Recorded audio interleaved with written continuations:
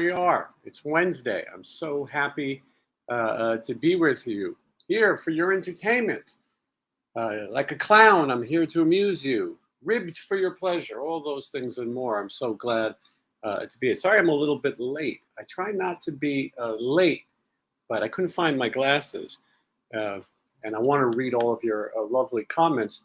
Luckily, Spectacle Eyewear sent me these. Now, my eyes are not used to these damn things yet, and therefore, they may give me a headache. But regardless, I'm looking at myself in the monitor. Regardless, at least I'll be able to read some of your questions, and headache withstanding. So we're going to talk. I got to tell you, I'm quite happy to see all the people who get here early and are chatting amongst yourselves. There's a real sense of family, if you will. I see somebody already saying, "Hi, Mr. Green," with an E on the end. Obviously, there's no E in green. It's the title of the show. Anyway, but it's so great to see so many people, and already over 100 people just sitting there waiting. Well, I better be entertaining, right? Let's get to the show right after this. Just wanna waste some time with you. Sometimes it seems too good to be true. Nobody out there to waste time with you.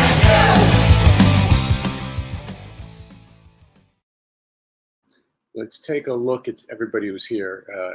There's so many people. I get to all your comments. Wow, look at all this. Oh, I don't know if I can keep up. Let me put on my spectacles, if you will. All right. Almost Zen was the first person here. Welcome.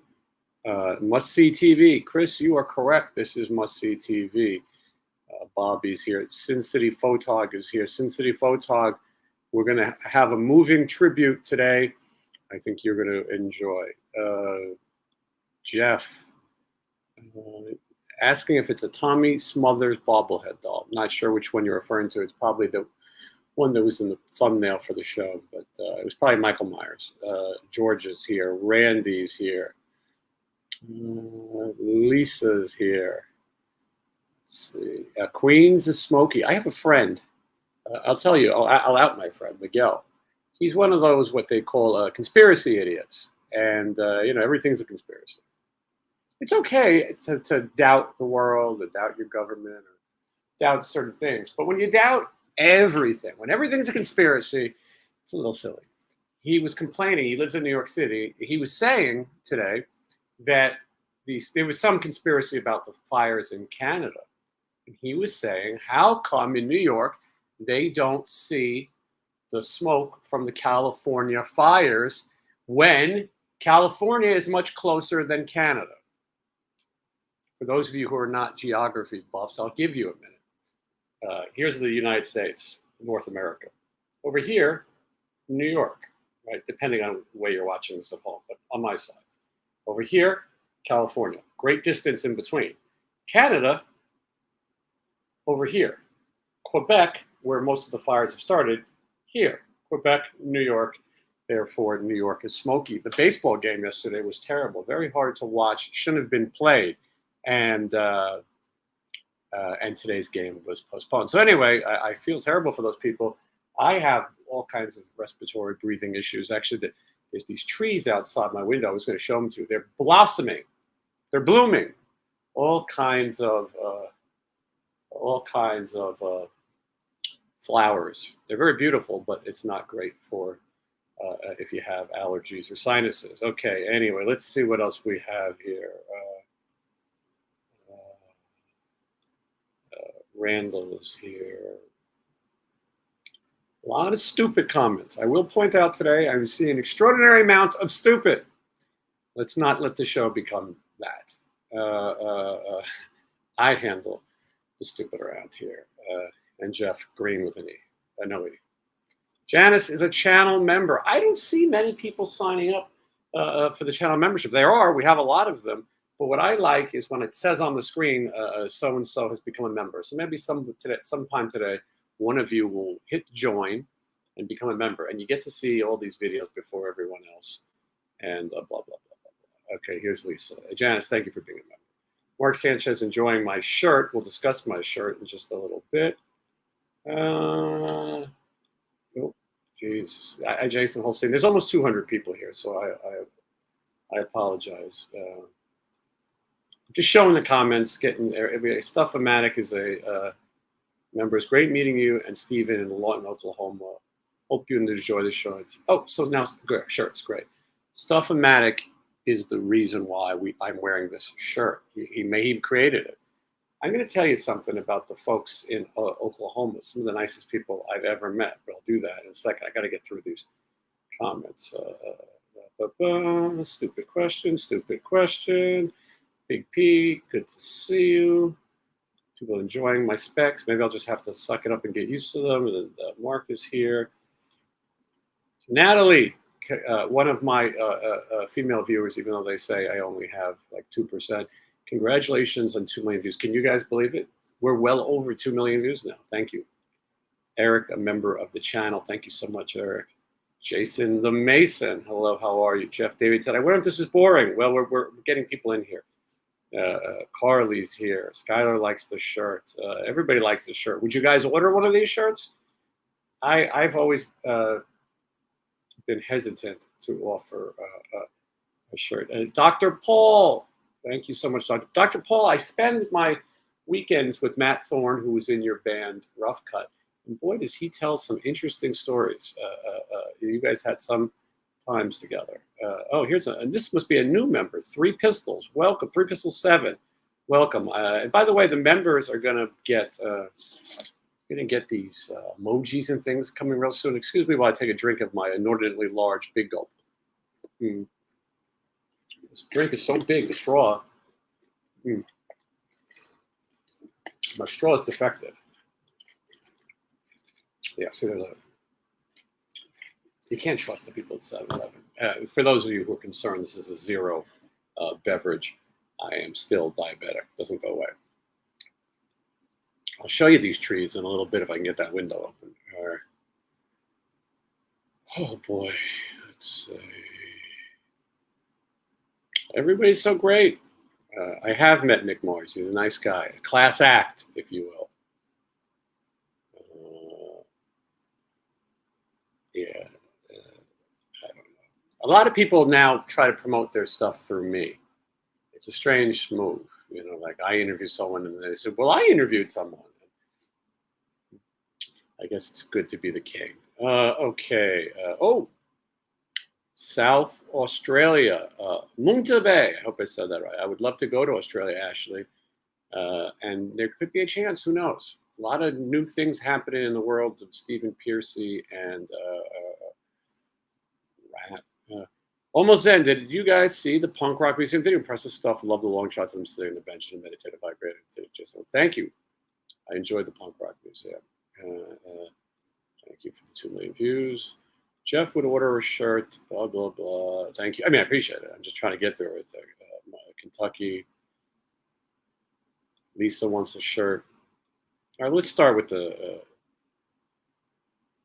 All right, let's start.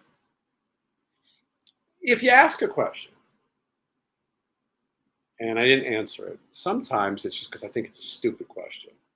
Asking the same question 3 or 4 times will not get me to answer the question. And in fact, it crowds the chat. Izzy is also joining us from Aussie. And Dr. Paul has some questions about.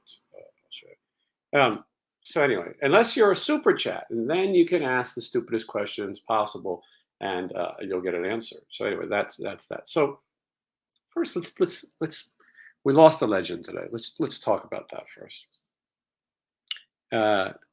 It's rare that I dedicate a portion of the show to as a tribute. When Jeff LeBar from Cinderella died, right before we went on, I spoke about how I knew him and what a great guy he was, and how I saw his last show with Cinderella aboard the Monsters Rock cruise. He happened to be in the cabin next to me, Red Beach on my left, Jeff LeBar on the right. I'm name dropping, I think, but who cares?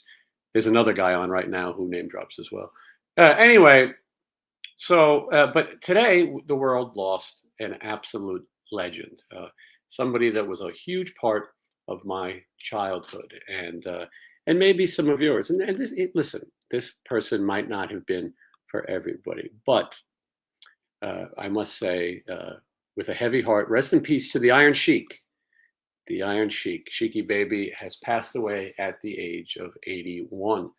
When I was a kid, I remember growing up in New York City, they had a thing called the Madison Square Garden Network. It might not even had a name yet, but you would get live feeds of wrestling at Madison Square Garden. And occasionally I would tune in. Wrestling was perfect for a kid my age. It was so silly, but we kind of believed it. We kind of thought it was real, even though everyone told us it was fake. We still wanted to believe. And there was no internet and all that back then to ruin the mystique. And so I remember a guy named Bob Backlund. He was the All-American, and the Iron Sheik beat him. He put him in the camel clutch, the dreaded camel clutch, and beat him. And I remember how sad that the American lost. Bob Backlund was boring, though, in my mind. And for a while, the Iron Sheik, he would come to the ring with the Iranian national anthem, and he had those curled boots, and he was a this is the good old days of wrestling when you could be slightly racist, or it was all in good fun.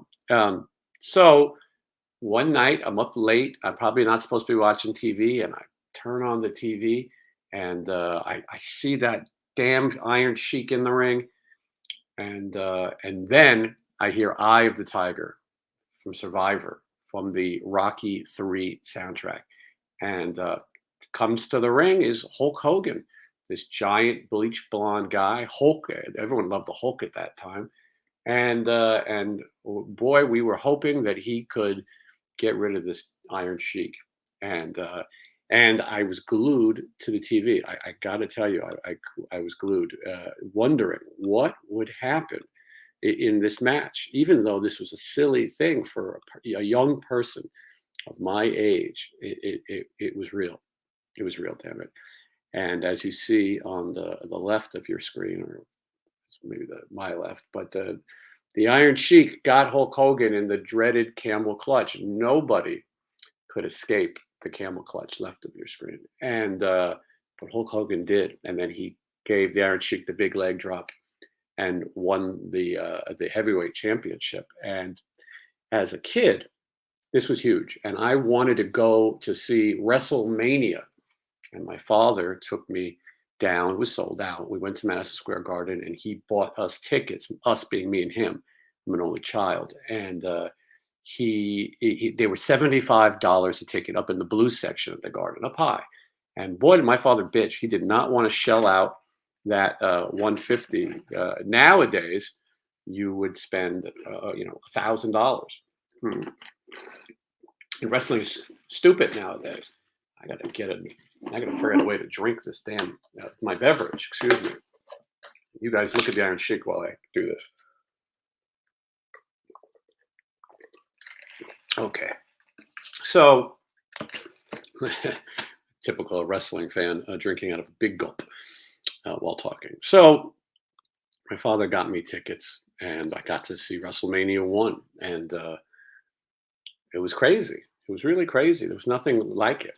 And it wasn't the big fancy show that you see now with wrestling. There's no pyrotechnics and flying people, and just a lot of matches with some cool celebrities. And that's when I got to see, well, Billy Martin of the New York Yankees was the guest ring announcer. I had seen him with the Yankees, not playing, but managing. And Muhammad Ali was a guest timekeeper or some shit.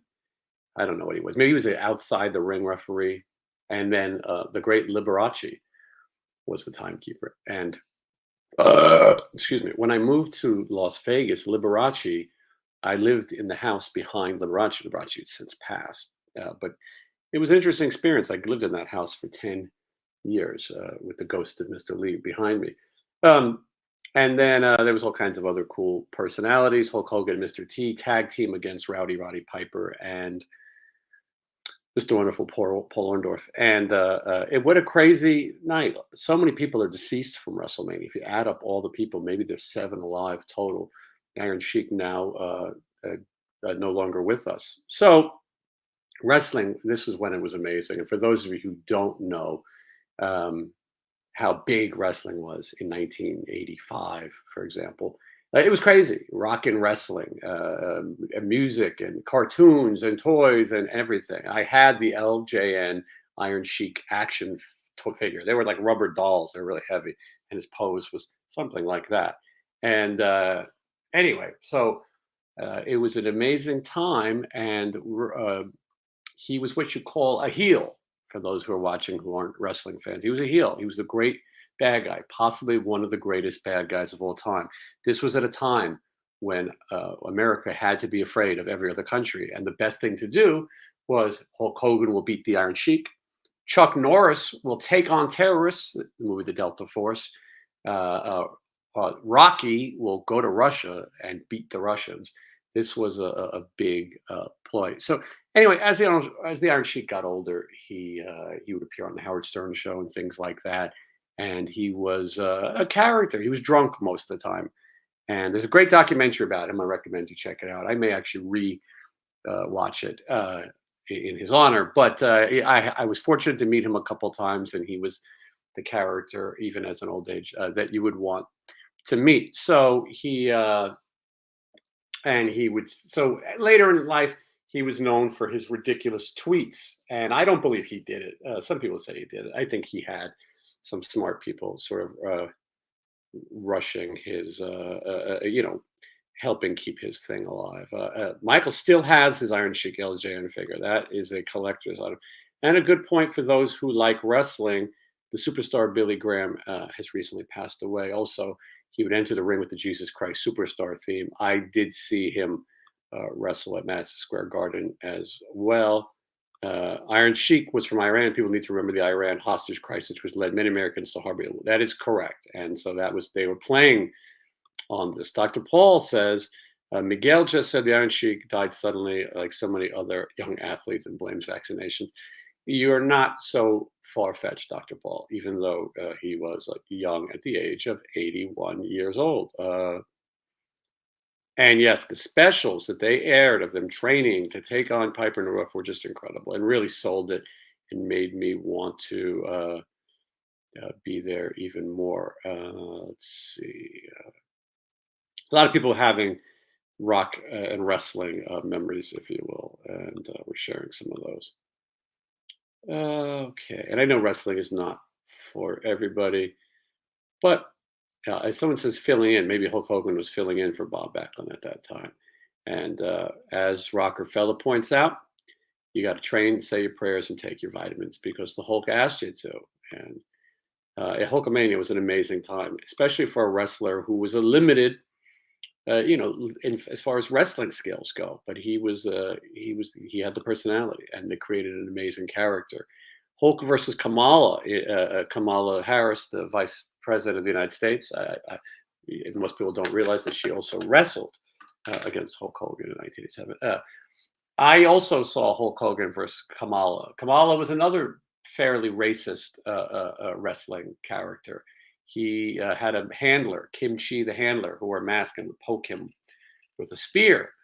Kim Chi was actually a wrestler named Kim Chi is actually a Korean food, but he was also a wrestler named Steve Lombardi, who went on to be the Brooklyn Brawler. But Kamala was this African American native character, the giant belly with moon's pad, and he couldn't talk, but he would bang his chest. And I watched him, and he cheated. Hard to believe, and he squashed Hulk Hogan with that big belly. And oh my God, I need a drink. Hold on.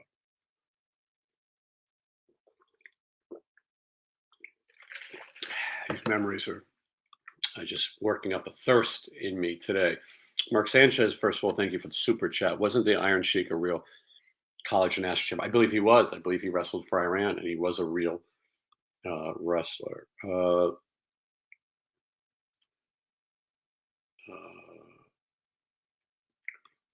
This is not anything to do with wrestling, but I'll answer it real quick. I saw the Monsters Rock Cruise lineup 2024. Did Steven decline to be on the card? Card is like a wrestling term.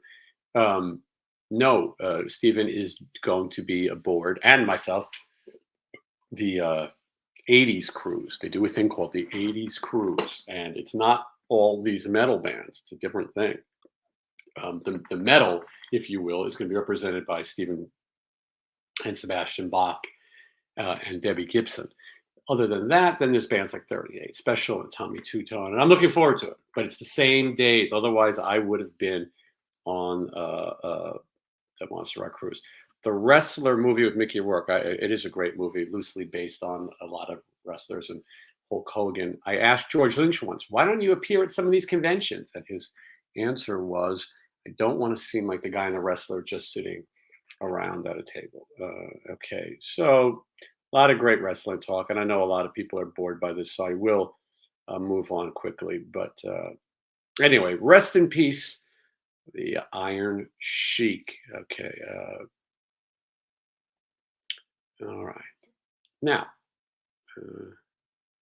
Doctor Doctor Paul, I'm glad you're here. A lot of deep wrestling names in here. I'll just show a couple for those who watching at home who like these things. Yeah, these are some good ones. Anyway, let's talk about what's been going on the channel, and we'll talk about my T-shirt, and we'll talk about Oklahoma. Headache from these glasses. This Friday, my interview with Rod Morgenstein will air. I'll say it's one of my favorite interviews that I've done. Rod Morgenstein, as I say in the interview, is not only one of the greatest drummers of all time, but he's really one of the kindest people. If you like the long interviews, they get deep into different topics and have the conversational element, then this is going to be the interview for you. Rod talks about his life, and I point out to him that not everyone has such colorful characters in their life as he has. People like Jaco Pastorius. I mean, it's crazy. And so then going from the Dixie Dregs, an incredibly popular instrumental jazz band with Steve Morse, to Winger, it's a complete opposite. And yet, when you hear him talk, you can see how they both happened, and other things in his life. I recommend it. It's one of the more interesting interviews that I've done. It will premiere Friday. And then, in addition to that, if you're a YouTube member, you're watching my Richie Ramone interview right now. Most people have seen it. It's a little controversial. He gets a little salty with me. It's okay. I handle it.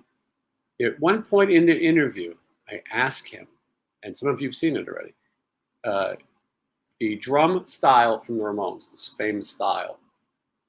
Tommy Ramone invented it. He invented the sound of punk rock, if you ask me, drum-wise.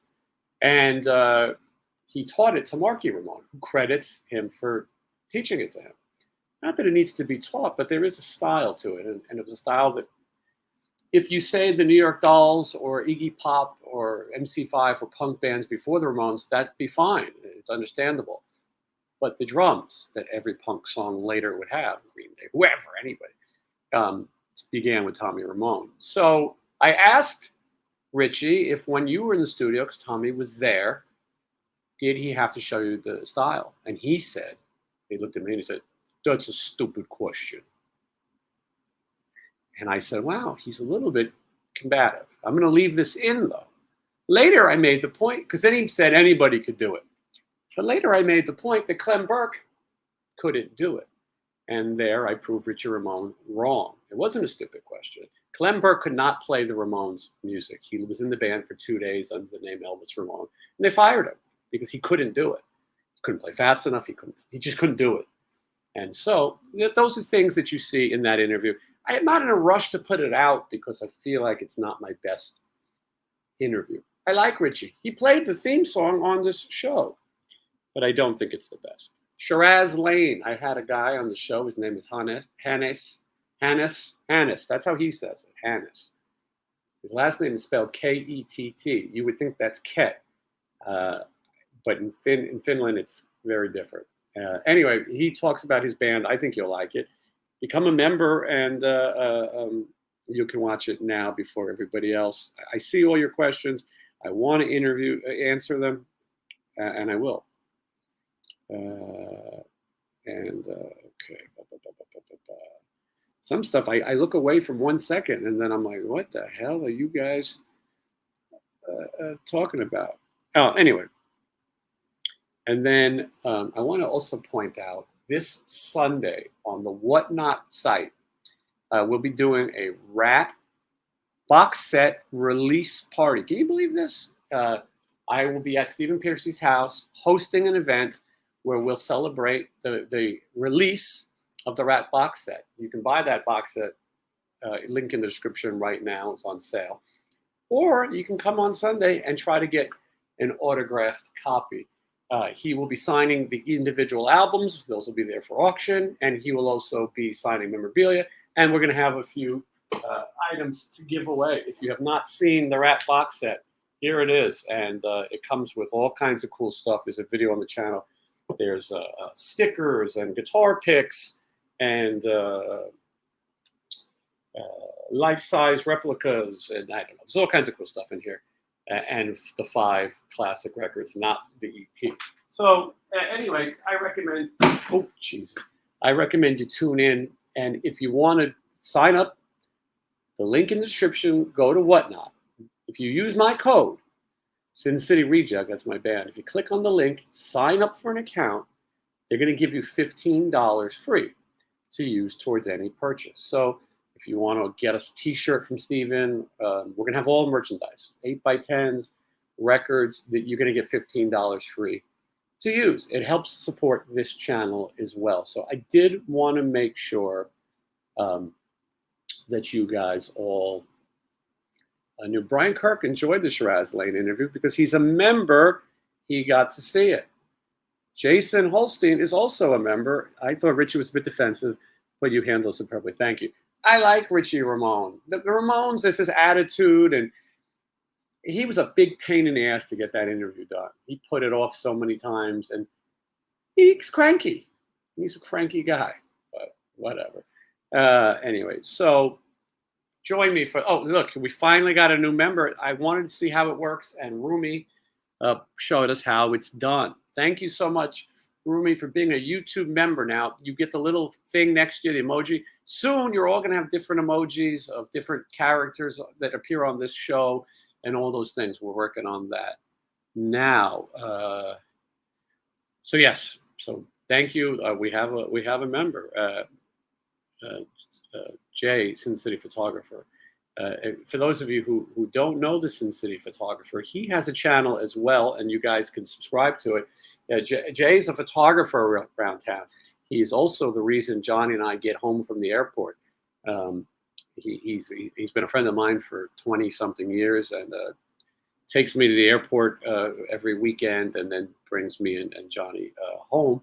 And that's a good friend to have. But Jay's a photographer, and he, if you like the big booty hoes, Jay photographs them every weekend. He's at the pool, and they have these famous, swimsuit models, and Jay is he photographs them and he shares the content. He shares other Las Vegas content as well. Okay, so we got that out of the way, and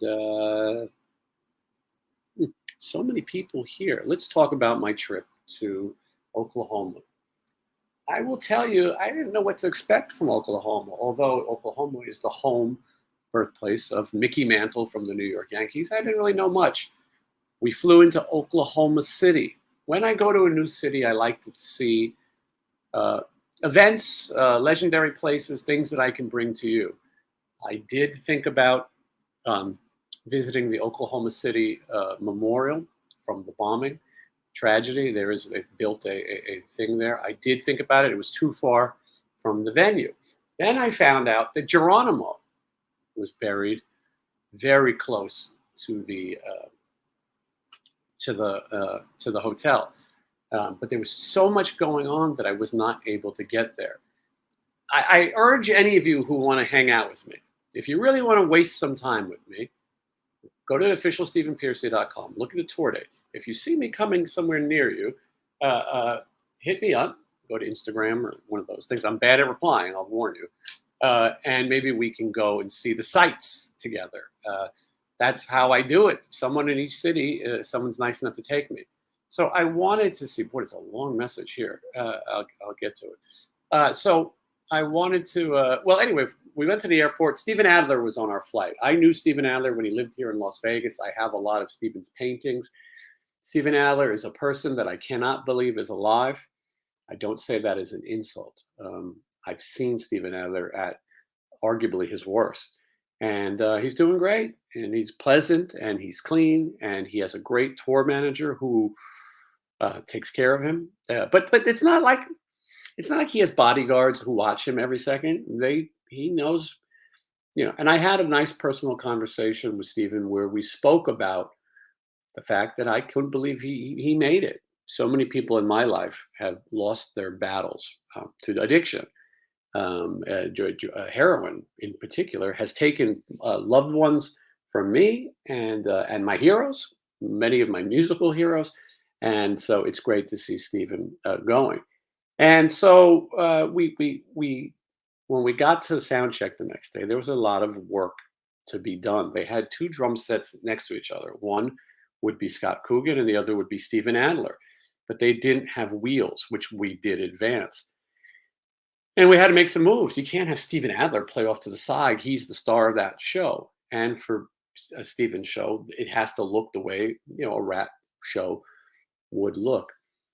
A lot of people tell me they want to see more about the tour managing experience. What do I actually do? I'm showing you all the fun stuff.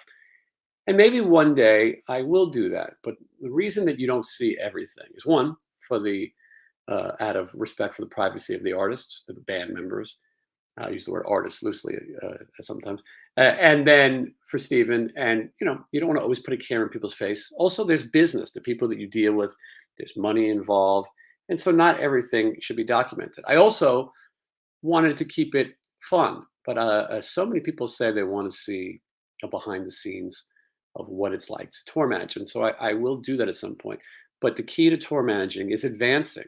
You're on the phone with all the people, the production managers, the backline company, the sound people. A lot of it can be solved in an email, and sometimes I get extremely frustrated. But you got to do it. And I will say that sometimes people take for granted what a tour manager does. When when the band gets on the plane, they're getting on the plane because the tour manager booked the flight. In most cases, in our case, yes. When you get off the plane and you get in a vehicle to go somewhere, that's because the tour manager advanced making sure that that vehicle was there, that the vehicle is the proper size.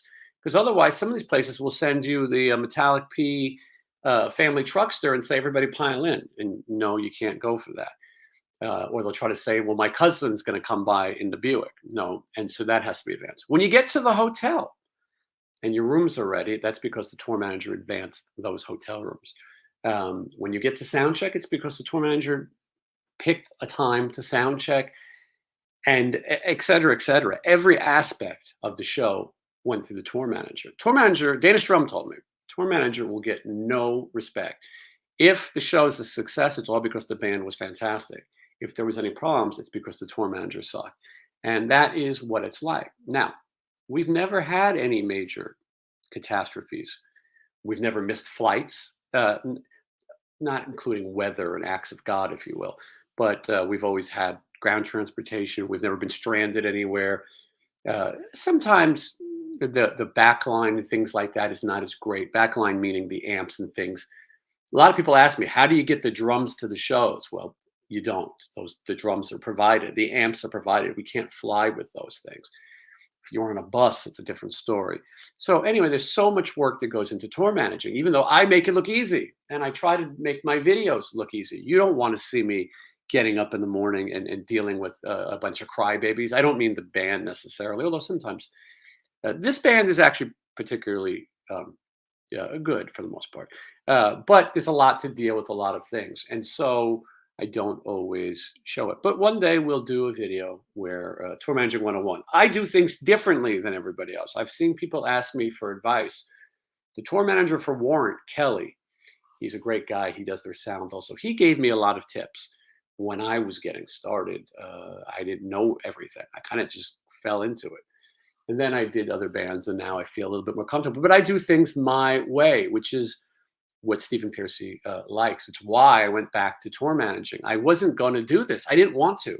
I went out with RATT in 2018, and it was difficult. And Stephen was having a hard time. He needed surgery. He was drinking, among things, and was having a hard time. This is not a secret. I'm not outing him. And it was hard, and I didn't think he was going to survive either, and I didn't want to do it. And I also didn't like some of the people that were involved in that brand. They were jerks or not smart. And when Stephen asked me to come out with him on the solo, I turned it down several times. And then finally, I said, I'll try it, show to show.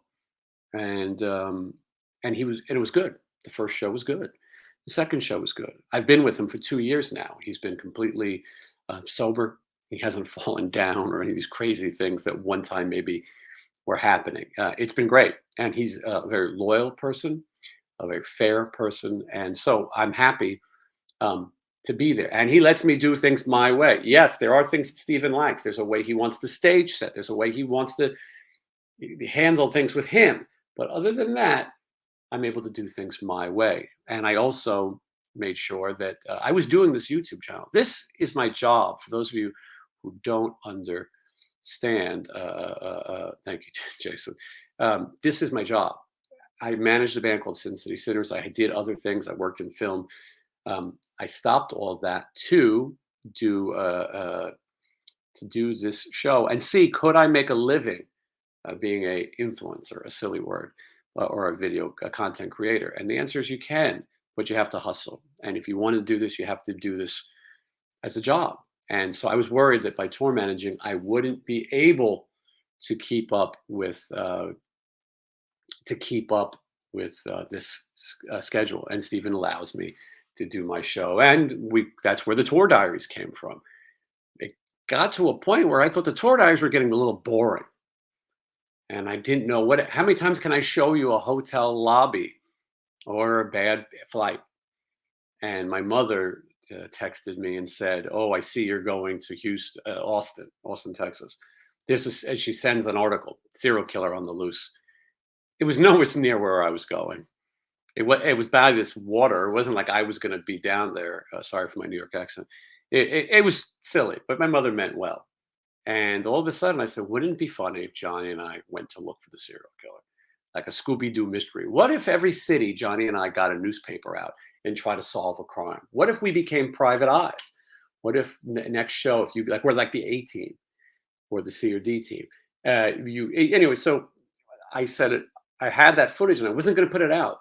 And then someone made a nasty comment about the tour diary.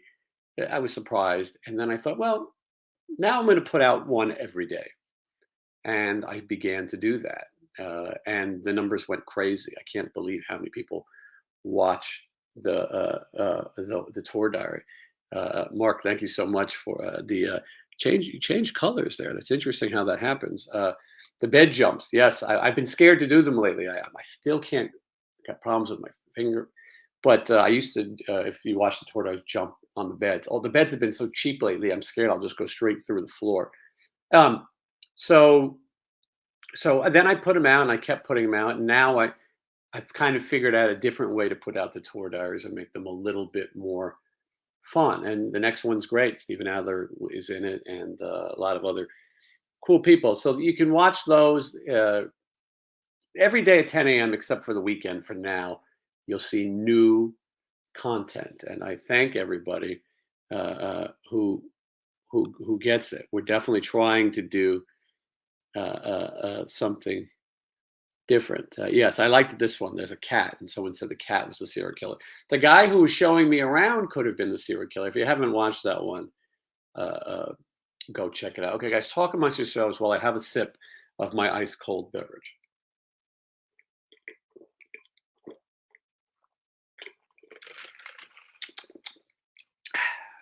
Excuse me.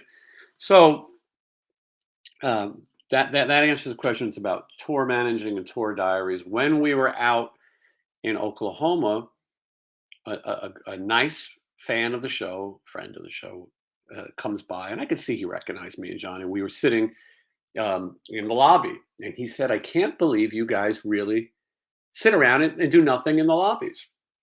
Someone thought maybe it was an act. And he asked if he could sit on the couch with us and do nothing as well.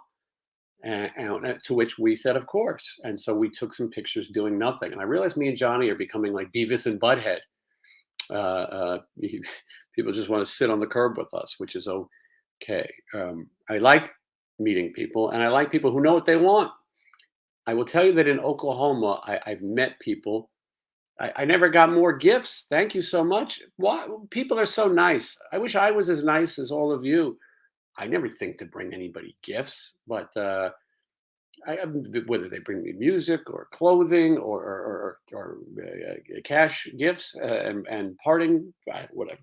Anyway, and then of course I got these shirts. And this, by the way, this is a very comfortable shirt. And now, I wish I knew he was going to make this shirt because I would have gave you the Lee Bishop. That's the guy who created this. I would have gave you his master file. You could have made a higher res. But anyway, Steven saw the shirt. I put it on at the end of the night, and he saw the shirt and he said, "Hey, I want one of those shirts." And I said, "Well, Steven, this is the only one. There actually is another one. It's extra large, and that Steven can't wear an extra large. He's a small guy." And he said, "I would wear it." And then I said, "Well, I'm going to have to get a shirt for Steven." And then I thought maybe my audience would like these shirts. I've been very hesitant to charge money to sell you guys something. We're not all in a position to support things. But if you are, it's appreciated. And that's the channel's free. And so, but the people who become patrons, there's perks in it. And if you haven't gotten your Patreon stuff yet, I just did a second order. Michelle's going to be here this weekend, and we're going to ship. So if you haven't got it, you're in the second batch, and everyone's getting the Monsters of Rock cruise pics and signed photos and all that, and free content that you get to watch. And the same with the channel members. But I understand not everyone has it. So I felt weird. Who the hell would want to wear a shirt with a cartoon picture of me on it? Same with a coffee mug and all these other things. But it seems like people like it. And I appreciate the support. And at the end of the day, I could use the dough, I suppose. This is, like I said, this is my job. So, and I'm looking at it. There are so many people saying they would buy a shirt and 3X, all the sizes. So, look at all the people. Uh, look at all these people. So I gotta get the shirt. So you guys like it, and and for anyone who thinks I'm a money grubbing jerk, you don't have to buy the shirt. You can still watch all the free content. So I got to figure out how to do it. Do I make the shirts like like Piercy merchandise and then sell it myself? Do I have one of these sites that creates it for me and ships it? You make less money that way. And you don't have as much quality control. So anyway, I don't know. You can send me your ideas, but I do. I listen. I want to do it, and it's exciting. It's amazing how many people followed the show. And the last trip, I was signing all these Sin City Sinner CDs that I produced, and it's great. So I'd like to have more things out there for the audience. Let's. I'm sorry, I'm jumping all over the place. Oklahoma was a nice time. It's going to be a really good tour diary. It was a weird place, like a big ballroom kind of thing. But I wasn't able to go see Geronimo's grave. And then I found out Geronimo's grave is very controversial. Some conspiracy types say that Geronimo's not in the grave. Some people say that George Bush's grandfather and his Yale buddies, George H. Bush, the first jerk, the older one, the sexual harassment one, they say that him and his Yale buddies stole the skull, and they have it in this place, this creepy place by Yale, and no one has ever. You can't talk about it, but allegedly it's in there. And then I read that it's like a college frat thing, and these guys like paddle each other on the behind, and then they like to lay in coffins and pleasure themselves. I'm not a frat kind of guy. I'm not even a college guy. I dropped out real early. But I don't get hazing. I don't get guys, and they're very straight guys, by the way, who teabag each other and cup each other's hanging fruit and do gross and silly things to each other's anatomy. Goes for sororities too. I don't get it. I don't get it. But anyway, they say that it's not Geronimo's skull. The years were wrong. They stole a different skull. The fact that these guys are stealing Native American skulls is terrible. The story of Geronimo is a sad one. But listen, he's a controversial guy. He killed a lot of white folk, but maybe he was also protecting his land. I grew up in Manhattan, in New York City. Manhattan was sold for beads and trinkets. We stole these people's land. Right around the corner from my house was a park called Inwood Park. The Native Americans lived there. My grandfather was around when there were still people living there. How crazy is that? So they caught Geronimo. He surrendered. On his dying day, he said he regrets ever surrendering. They turned him into a freak show character in a sense. They would make him perform, and they would ride him put him on a horse, and they would say things like, "Come see the murderous Indian, the wild redskin," really terrible things. A little bit like wrestling in the '80s. And he finally died, and where he's buried is a prisoner of war camp. He probably should have been returned to where he was from, where the Apaches, I think Arizona. So anyway, you have to get clearance to get on the base. I wanted to do it. It just wasn't time. I don't know if I'll ever be in Lawton, Oklahoma again. But if I am, I would make sure to visit the grave of Geronimo. I'm sorry to give you guys a little history. Now, hold on. Southern Drummer, let me read your comment because I appreciate this super chat. Your food reviews are interesting. It lets me know what not to eat while I'm on the road. I wish I could give you better ones. And you know what? I think sometimes we go somewhere good and then I don't talk about it. And I should. I should talk more about the good places we went to ice cream, have ice cream. I can't remember the name of the place. It's in the video, but we had a very fun time. Me, Matt Thorne, and Johnny Monaco. I got this thing on my lip, not herpes, like a loose skin. It's driving me nuts. But now I got it. Now I need to wash it down with a sip of this inordinately large beverage. The mayor of New York, Michael Bloomberg, he was an asshole. He was trying to ban these cups, said it leads to diabetes.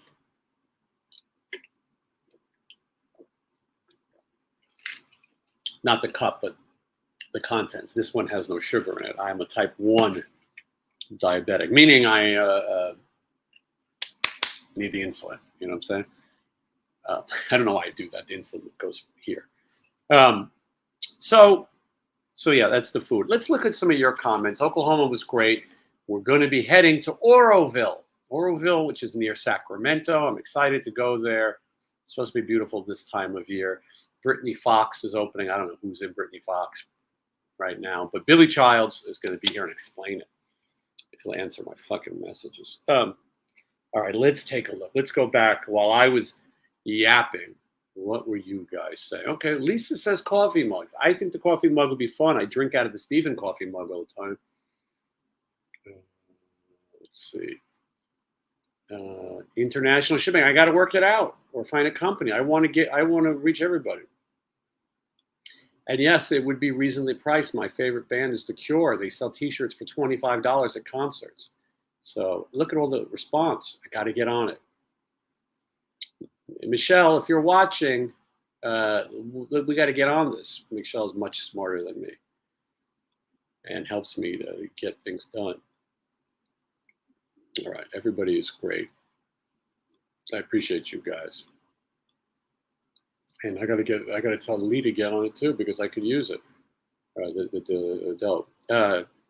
Got to watch the punk rock episode. Yeah, we went to the punk rock museum, and it's fun. Punk rock museum is great, by the way. I recommend it if you're here in Las Vegas. Go see it. I understand being skeptical. I said this is going to be completely stupid. And it's great. And the video only does so much justice to it. You see it, but I can't stop and show you everything, explain everything. Johnny is not a Johnny's not a punk fan, and he had a great time. He really enjoyed it. Um, Johnny's not the kind of guy who's going to lie to you if he doesn't enjoy it. And so I recommend the Punk Rock Museum. And a lot of people are saying this, that they weren't necessarily the biggest punk fans and they enjoyed it. And I think that's what's great about it. And I'm glad. I wasn't sure that the video would do well. Vito Brada's here. Thank you, Vito. Wait for the limo in the lobby. That's Dr. Paul's line in Spinal Tap. Whoever said the tour diaries are boring is a clown. They're fun to watch. I don't want to call names, but the shoe fits. Let's see. Yeah, Key West was a great one. I love showing people locations. When we go places, I look to see what's interesting nearby. I like history. Johnny gave me a big talk. He said his hip is bothering him. And he said, what do I need to see these things? I've seen them all before. I already did. That's his approach. Me, I'm going to let you guys in on a secret. Call it a spoiler. At the end of the day, maybe not today, you're all going to drop dead, right? All of you. No one's getting out alive. Every one of you watching is going to drop dead. I can't tell you which day. That's for one of my medium friends, maybe, or whatever the hell. But that's how it ends. You die. What happens after you die? That's up to you. I'm going to see Stryper this weekend, so I don't want to ruffle any feathers. But live life while you can. If you ever go, should I do something that's fun? I don't know if I can afford it. Just do it. Just do it. Forgive me for giving advice on life. I'm not a life coach like a drummer, we all know.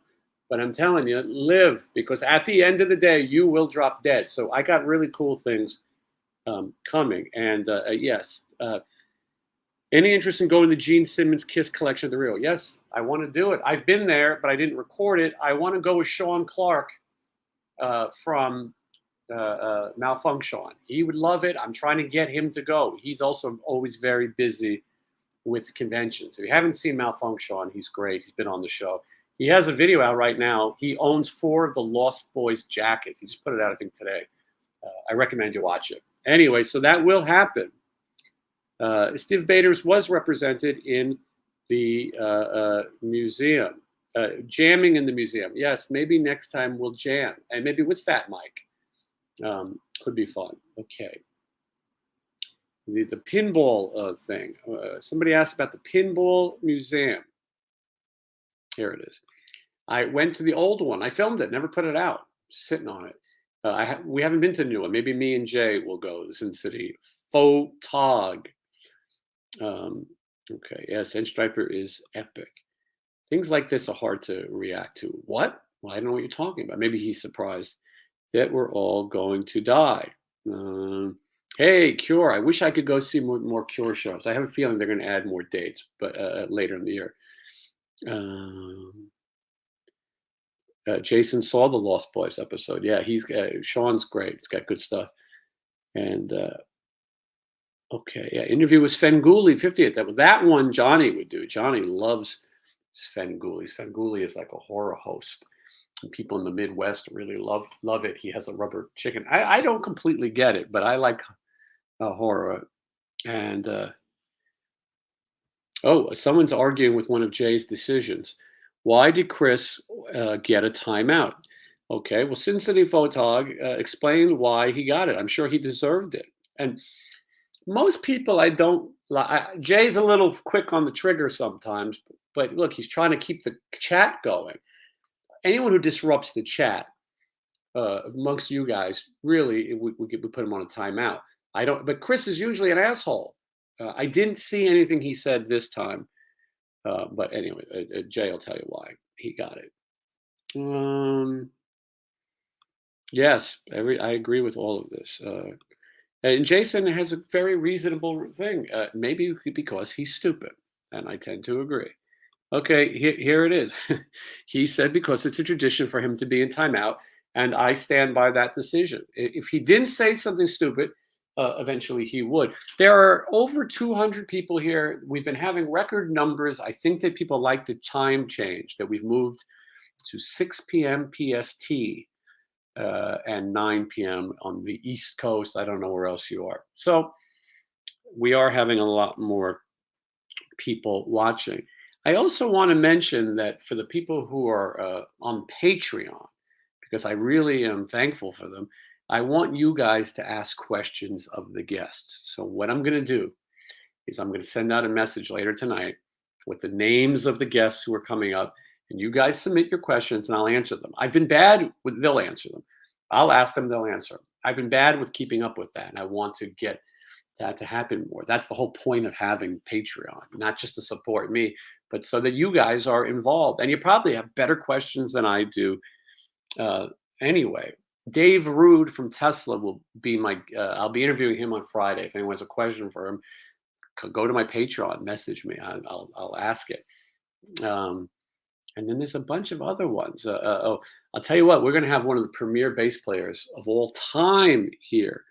Uh, growing up on the East Coast, who was your favorite horror host? In my age, didn't really reach that as much. There was Rhonda Shear, USA Up All Night. There was Elvira always, and I'd say that she was the biggest. There was a guy named Zachary, and I kind of liked him, but he was already an old guy at old codger at that point. And the other thing hey, look who's here. B, thank you so much for the super chat, super sticker, whatever it is. Thank you. And you got a star. And pretty soon you're all going to have free, if you sign up for the members, you're going to get free super stickers. We're working on it now.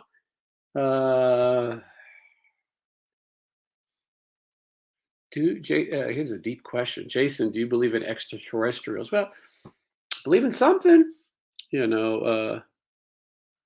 Oh, is Sean here? I didn't see him if he's here, but if he's here, make sure you check out his channel. I didn't see him. Anyway, but yeah, Sean's got great content. And Sean, if you're watching, we need to go to the Kiss Museum before the real falls to dust, because it's not exactly what it used to be. Anyway, we'll get him. We're going to work between my schedule and his. Oh yeah, there he is.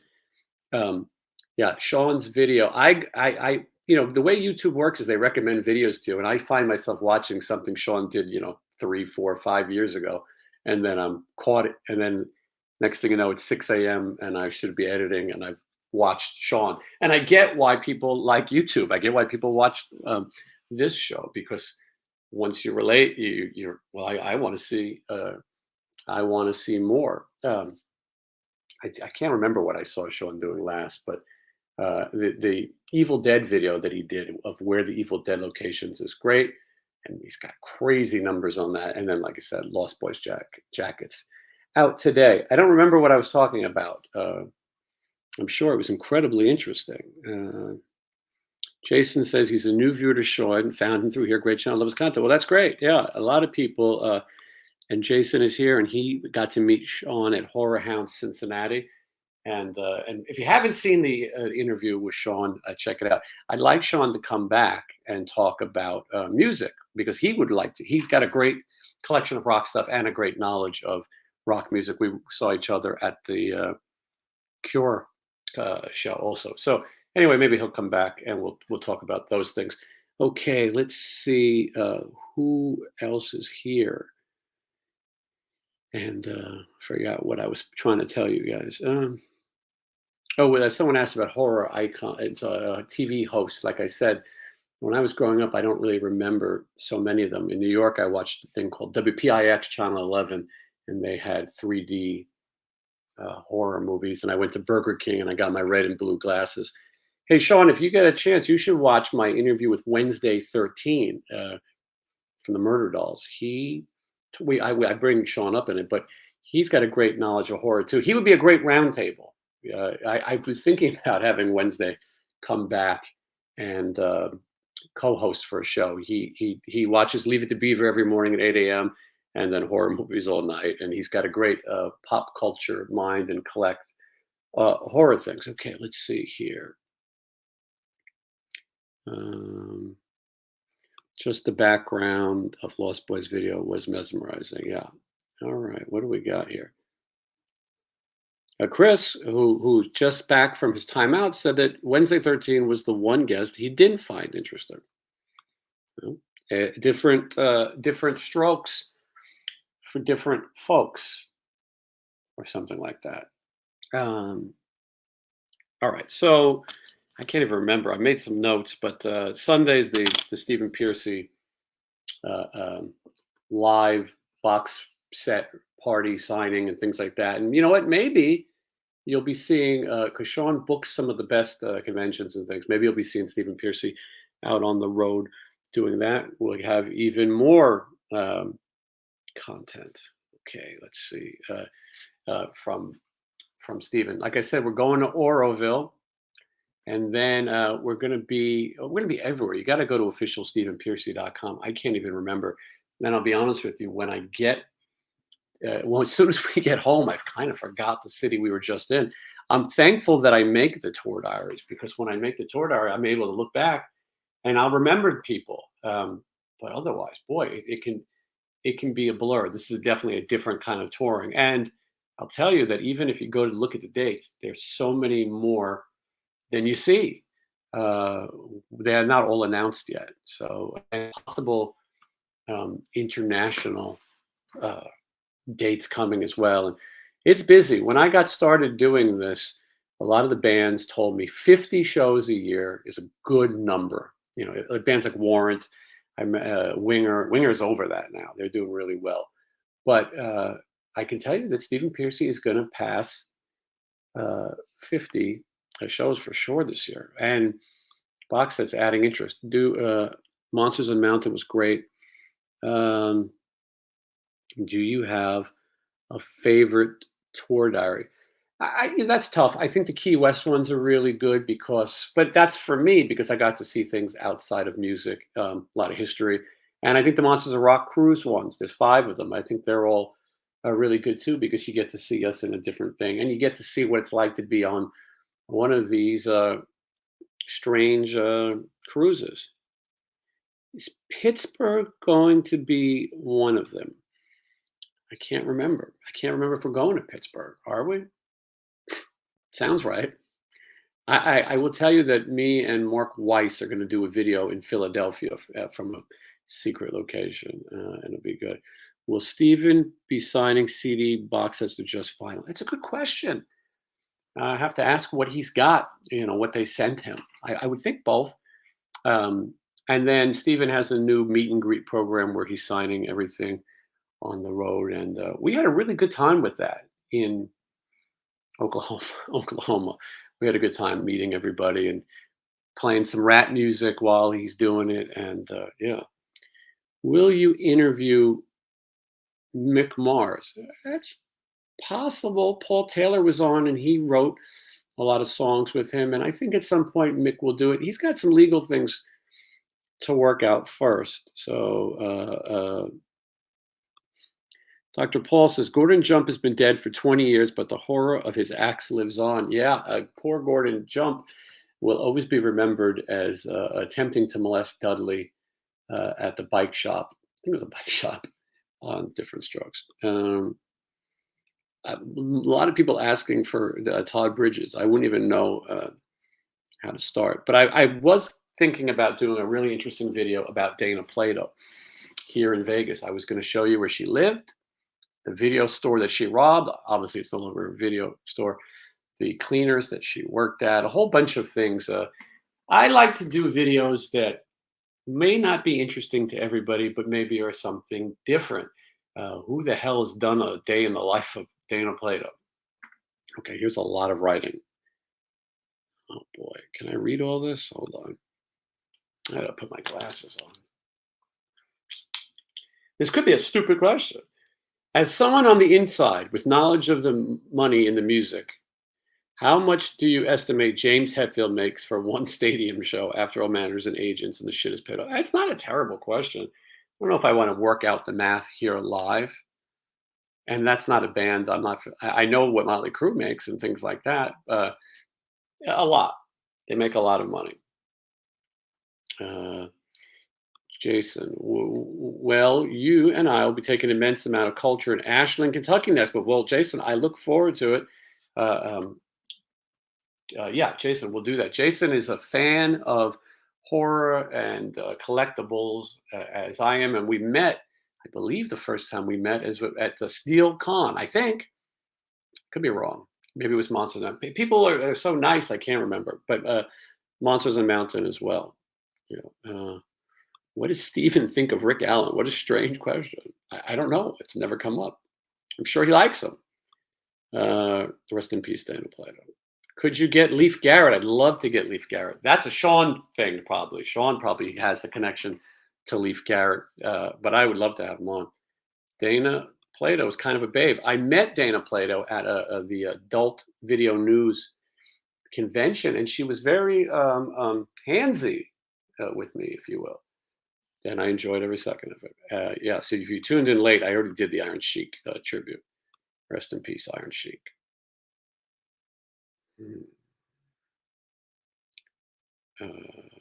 Secret location. Yes, so secret that I already forgot what it. Oh yeah, no, I know what it is. Can't tell you that. Yeah, rest in peace, Shiki. Yeah, Dr. Paul. Living in Las Vegas, I get to see things that not everybody. You know, there's a lot of guys who do videos in LA of the same Hollywood sites. Sometimes New York as well, but Vegas, you see videos, but they don't know all the little spots. I've been thinking about and working on actually doing a video of uh, SWAT, not SWAT, Vegas with a dollar sign with Robert Urich. I found a lot of the locations. Look, a lot of these old shows and movies took place at hotels that have been torn down. The Desert Inn, is no longer here. But there's a lot of spots you can find. So it's just a matter if anyone would be interested. Maybe I'm going to go to all these places where Vegas is filmed. I'm going to go, this is where Robert Urich hit the guy and he fell into the fountain. And maybe two people would be interested because there's nothing out there. You can't, you have to watch the episodes, do your own homework because there is no one's already done it and no one is there to help. IMDb won't tell you where these things are. And Vegas has changed so much. The home that Robert Urich lived in. It was actually just a production shed, a tool shed, if you will, next to Circus Circus. That's been knocked down. I know the spot. But anyway, if you guys want to see it, I want to do it. I want to put out content every a day. And so you have to do different things. Dana Plato did not do porn. She did Skinamax type things. And they had her at the porn convention to promote it. She was very, very sweet and yeah, very sad. Stephen Pearson's bands are so damn good and tight. It's been great. It's been great. Doro interview. I already have it. Doro's been on the show. She was fantastic. Maybe we should come back to promote something. And I think we had a pretty deep interview. Doro talks about. I asked her, "You ever think about getting married or have kids?" And she told me she's married to the heavy metal. Oof, hurt my hand. And married, and she was very depressed. She had a very hard upbringing, and she said that if it wasn't for the music, maybe she wouldn't be. She talks a lot of deep things. Can you get Tim Gaines on? Huh?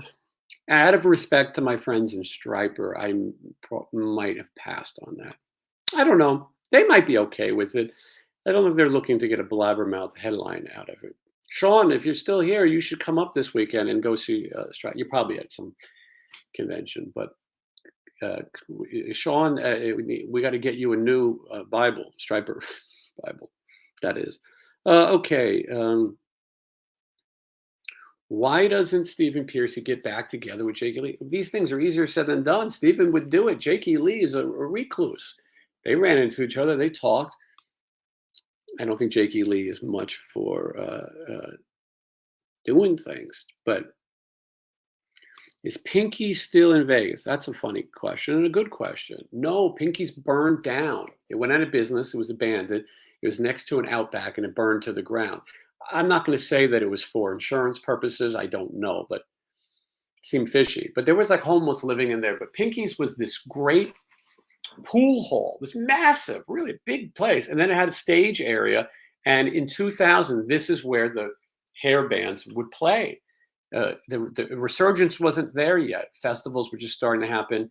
And, you know, you can go there on any day and see LA Guns or Warrant or Thin Lizzy. I was at that show as well. John Sykes. I got John Sykes to sign my records at that show. Tommy Aldridge. You know, you would see all these great people. And Dee Ramone's final concert was there. And I had him sign a huge part of my collection.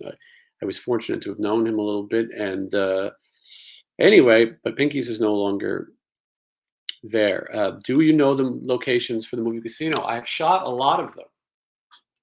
If you're familiar with Casino, and by the way, Casino is not my favorite movie. I'm not a hardcore mob guy, movie guy, but I went to the home where De Niro and Sharon Stone lived. They filmed other stuff there too. Right next to it's the golf course where the plane lands. And then there's a famous scene where Sharon Stone goes to the bank to pull out the money, and the bank has these big pillars. That is now a dispensary. And anyway, there's a lot of casino locations that I look forward to showing. Sin City Photog's not just a great photog and not just a great moderator, but he goes with me and shoots stuff. And then he has his own channel as well. Okay. Trying to Neon Museum. I've gone to it when they had the Tim Burton exhibit. It's cool, you know, and maybe I would show that. Jason, how do you like being on the cruise shows? I enjoyed it. It's not for everybody, but I enjoyed it. I recommend it. I hope that in 2025 I'll be back on the Monsters of Rock cruise in a hosting type capacity. But this year I'll be on the 80s cruise with the original 80s VJs and 38 Special and Tommy Two-Tone and Ray Parker Jr. And then the trio of metal, the three metal tenors, the three metal superstars, all from Las Vegas, Stephen Pearcy, Sebastian Bach, and Debbie Gibson. So I'm looking forward to that. How about getting some former RATT members on? Oh, yeah, that's a great question. Like Blotz and Juan. Well, they're all welcome. If you guys see Blotzer, let them know to come on. Juan, whatever. Juan is like Tim Gaines in some ways. And then Warren, yeah, you know, I text him. He leaves me unread. All right. And Sin City Photog is right. They don't allow filming at the Neon Museum. You can kind of be slick if you have a cell phone, but they are not. They are not fans of that. Yes, that is me. Ray Parker Jr. was in love with the other woman. Ray Parker Jr. should have been rich, but he stole Huey Lewis and the News. I Need a New Drug. Ghostbusters. I Need a New Drug are the same song, and Huey Lewis makes all the money off of the Ghostbusters theme. Okay, let's see. A lot of questions today. Invasion was peak RATT, right? Well, I mean, that's up to you. Some might say Out of the Cellar. I really liked Invasion. I think that was a big time for RATT. Excuse me.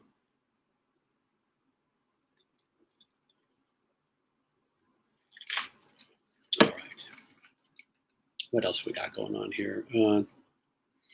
Who was the 80s singer that became a chick?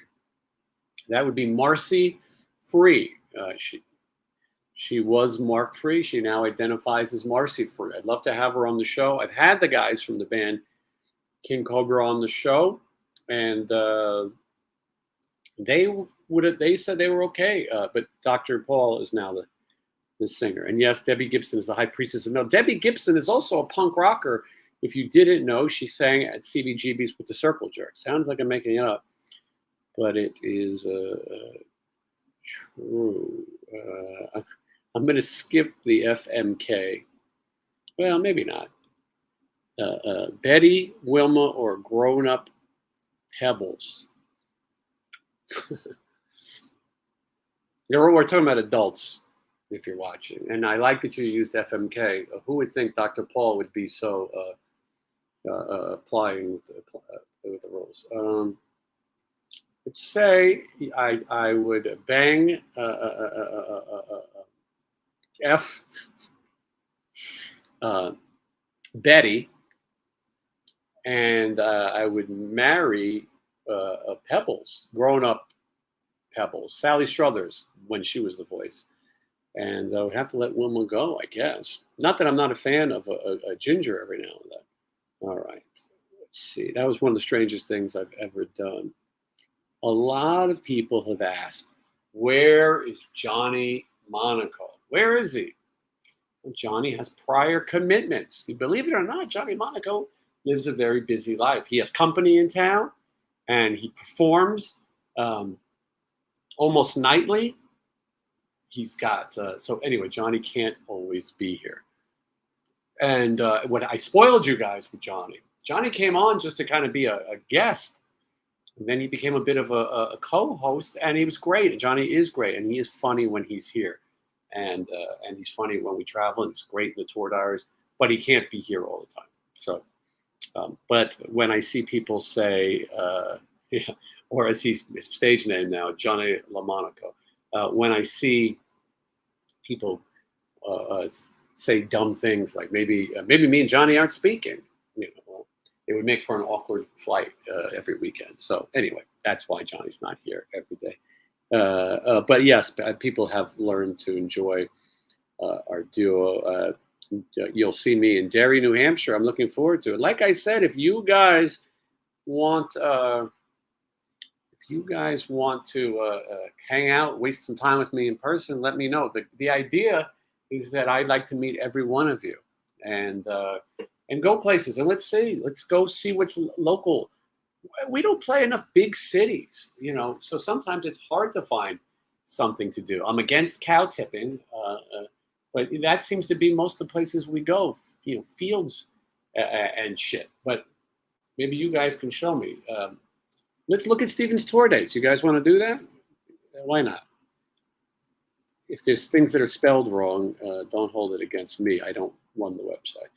Okay, let's take a look, folks. And maybe one of you guys is living in an area that I'm going.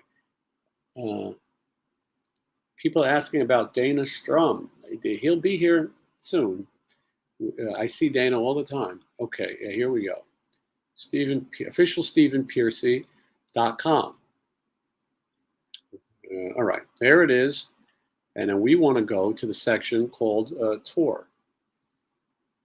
I hope I paid my internet. Oh, there it is. All right, here's what's been announced so far. Oroville, which is near Sacramento. Traverse City, Michigan. That's a show at the Cherry Picking Festival. It's the Cherry Festival, and Night Ranger will be there. And if you guys are going to be near it, it's in Michigan. I'd be happy to pick some cherries with you guys.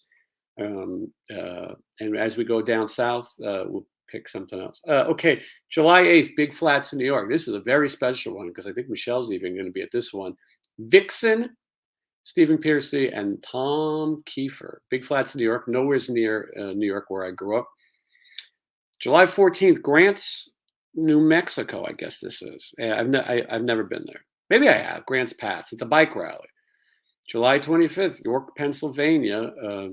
Vince Neil, Stephen Piercy, and I think that's Quiet Riot. This is the triple play. One of these places, I think it's the big, I don't know, one of these Kicks is playing the night before, and I'll get my chance to pay my last respects to Kicks. Oh, Jesus. Sorry. Kentucky, Hannibal, Missouri, Virginia. I don't know what's happening with this site.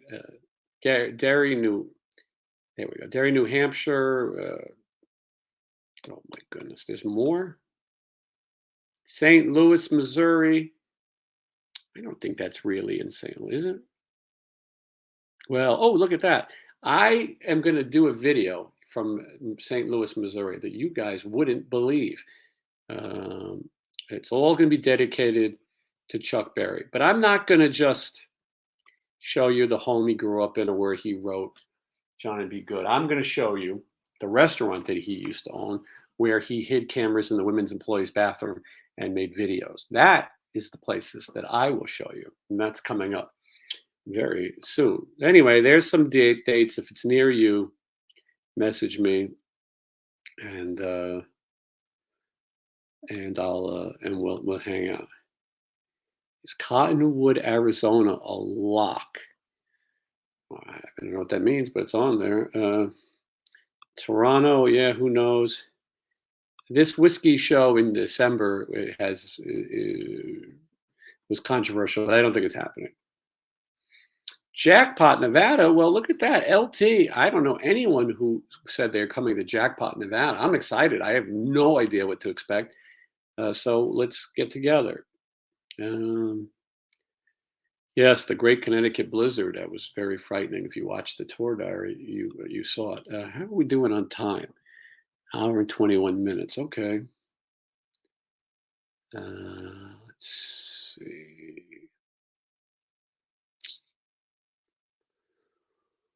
Boy, I'm getting tired. Um,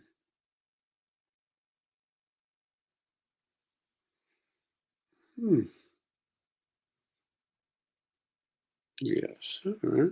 Yeah, yeah. Go on the website and all those things, and yeah, we'll show you where Chuck Berry and his Ding-a-ling were made famous. Yeah, I'm excited for that, and we'll see lots of other things. I know coming up, we're going to see some Mark Twain locations. We're going to see Mark Twain's childhood home. We're going to see the town where Tom Sawyer and Huckleberry Finn were based off of. And yes, my cat Bitsy is sleeping. You know, I'm not going to lie to you. I jack her up on food right before I start. And she knows. She knows when I come to sit in this chair that if she makes a lot of noise, she'll get a lot of food. Bitsy's probably 17, 18 years old. That's my cat. And so she goes to sleep during the show. And when it's over, she decides it's time for another meal. Okay. Where can I find your email? It is in the description. Click in the description, you'll see it. I also want to make sure that Chuck Berry, I don't know if you guys have ever seen Chuck Berry's movies. Not everybody has, but Chuck Berry, I mean, I don't know. I'm just going to put Chris in a timeout for the hell of it. He's just so stupid. This is the only channel though where I don't ban people for being stupid. We just put them in a timeout. Um, but anyway, Chuck Berry, he made these movies. It's hard to describe them to you, but my favorite one is Chuck Berry is in he's in a hot tub, like a jacuzzi, if you will, and he's got a woman with him, a white woman. Not that that matters. And they're they're engaging in some wacky fun. Maybe it's a little bit risque.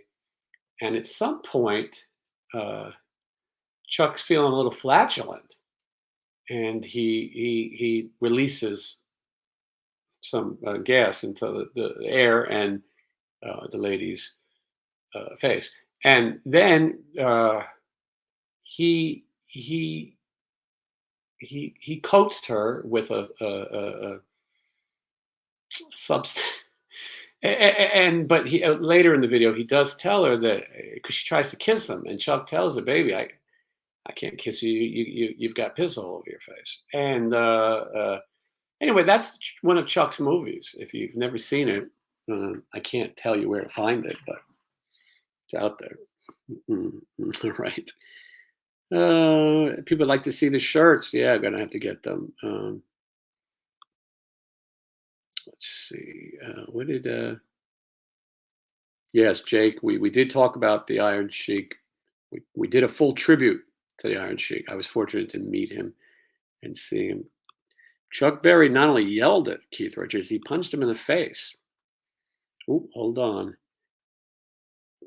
Jesus, this is going to be hard to read, but we have a super sticker, and it's from Compton, McCairo. Compton McCairo on the super sticker. Thank you so much. And yes, Dr. Paul is correct. And yes, R. Kelly would be a good indication of some of the things that happened. Pat Cooper died too. Pat Cooper died like 20 years ago, unless I'm missing something. Someone's saying they don't think it's Chuck. It's 100% Chuck. Yeah. I mean, I'm sure people don't want to believe that their heroes are like that, but it is Chuck. You can tell. It's a lot of signs. He was an interesting man, if you will. Halloween plans. Well, I'm going to go to this thing in the beginning of the Halloween season called Halloween 45. Sean puts it on. Malfunk Sean. Every time I say it, I see why he regrets that title. But well, you remember it. He is one of the people who puts on this thing called Halloween 45, and it's a convention. It's in South Pasadena, which is where most of the Halloween movie original was filmed. And I'm going to go to that. And then I don't know. We're going to be traveling. I want to go to some haunted houses and things in other cities. I always go to Universal Studios, Hollywood for Halloween. So I hope to do a lot of that. I'm always thinking about Halloween and Christmas, and I'm trying to slow down. As Sebastian Bach said, dude, slow the fuck down. He always would tell me that when I would tell a story. Dude, whoa, whoa, whoa, slow down. He liked me to tell stories slower. Anyway, but yeah, let's enjoy the summer. I mean, every day is Halloween in my house. That's the thing, there's monsters everywhere. And that's just the decorations. Can't wait until you bring the tour diaries. Yeah. Savage. See it now. Savage animal. Dude. Anyway, I like Sebastian, just for the record. My thoughts on Danny Masterson. It's interesting. I met Danny Masterson a couple times as well. Very nice guy. Hold on. Let me think about Danny Masterson while I drink from the cup.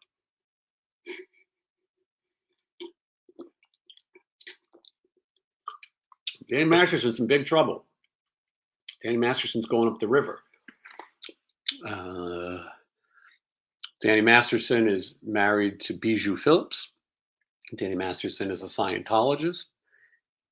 People say bad things have happened. Who know Danny Masterson? He has been accused of doing things to women that are unspeakable. Anyway, he's going to jail. I mean, fuck him. Let's see here.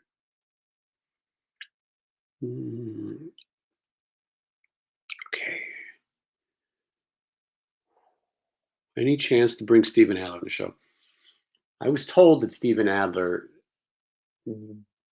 doesn't want to do these things. He had a stroke a while back, and he doesn't like the way that he speaks. And he doesn't want to be made fun of. And also, he said that he said every possible thing he could ever say about Guns N' Roses. And I understand. I think we could have a great chat with Steven about other things. I think that this show can do that. I'm not looking for clickbait. I wouldn't be looking to throw Steven under the bus. He has an incredible story of survival, but he's pretty private these days. He spent most of his time in his hotel room. And on the plane, I went and noticed that he had his head down and he had his iPad on the. It's so hard to get comfortable on a plane, especially if you're taller. I'm taller than Steven, but you either try to lean back. I don't put the seat back. I don't really care, but it doesn't do anything for me. Or you can do the thing where you put your legs up, or you can try to lay on the table in front of you. Everyone has a different move. I like to be on the aisle. I don't want to be on the window. The window is ridiculous. You're stuck there with two idiots next to you. Sometimes an idiot you may even know. Johnny likes the window. But Johnny's never got up to pee in his life. I'm a diabetic. I have to get up. Also, your legs are bad. You got to stretch. I got to get up and stretch. I also need to be in charge. What if something happens on the plane? You're going to want me keeping an eye on things. I'm profiling everybody who walks by. Every single person, I'm making a mental note, uh, and I profile them, and then I keep an eye on them. So I got to be on the aisle. Also, I like to lift up the thing. I like to put my legs out a little bit, not like an asshole, and I get comfortable. Also, as you've seen on the shows, I can keep the middle seat empty. Most of the time, people won't sit there. The other day, coming home from Oklahoma, there's a hot chick, nice looking young lady. She had these fake eyelashes. She was hot. And then there was this fat dude. Fat dude goes out of his way to sit between us. Out of his way. We got to move things. And the hot chick looks at us and she kind of gives us the old, oh, well, like, could have been you. It was like like Christy Brinkley in Vacation, tough luck if you weren't married. And so we got stuck with the fat guy. Anyway, Steven was down on the thing and he was watching the Cleveland cartoon. He likes cartoons. When I first met him, he used to love SpongeBob, but he was watching Cleveland, which is the African American cartoon. Okay, let's see here. Mark Sanchez, you should start a GoFundMe to make your shirts. I feel bad doing things like that. It's great. I appreciate it. And whatever you guys are super chatting, we can use that. But I feel bad asking people. I should make them. And yeah, here is a quote from Chuck Berry in one of his famous movies, which it is true. An ice cream fund for Michelle and I this week. And well, thank you so much, Eric. It's very kind of you. And Eric is also a channel member. And you're all too generous. And Michelle now is happy that she's going to get. She wants to go to the custard place. She's never got to try it. Love It Custard. If you guys ever seen the video, that's Warren DeMartini and Jake Ely's favorite custard place. It's in a horrible neighborhood. I'm avoiding a lot of the questions and things about Danny Masterson. Oh, there's Michelle. Michelle, we're getting ice cream. Did you see that? They're getting ice cream. Let's see. I mean, sometimes I think Chris wants to be put in timeout. Let's see. Skylar's had it. Here's a good one.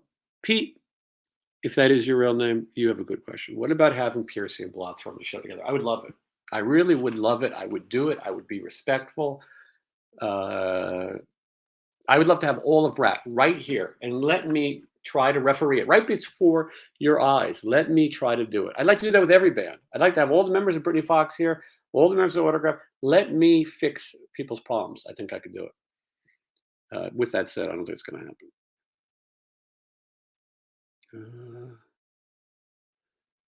Michelle wouldn't appreciate the hot babe on the plane scenario. I beg to differ. I don't think she has a problem with it. And I also told her that story already.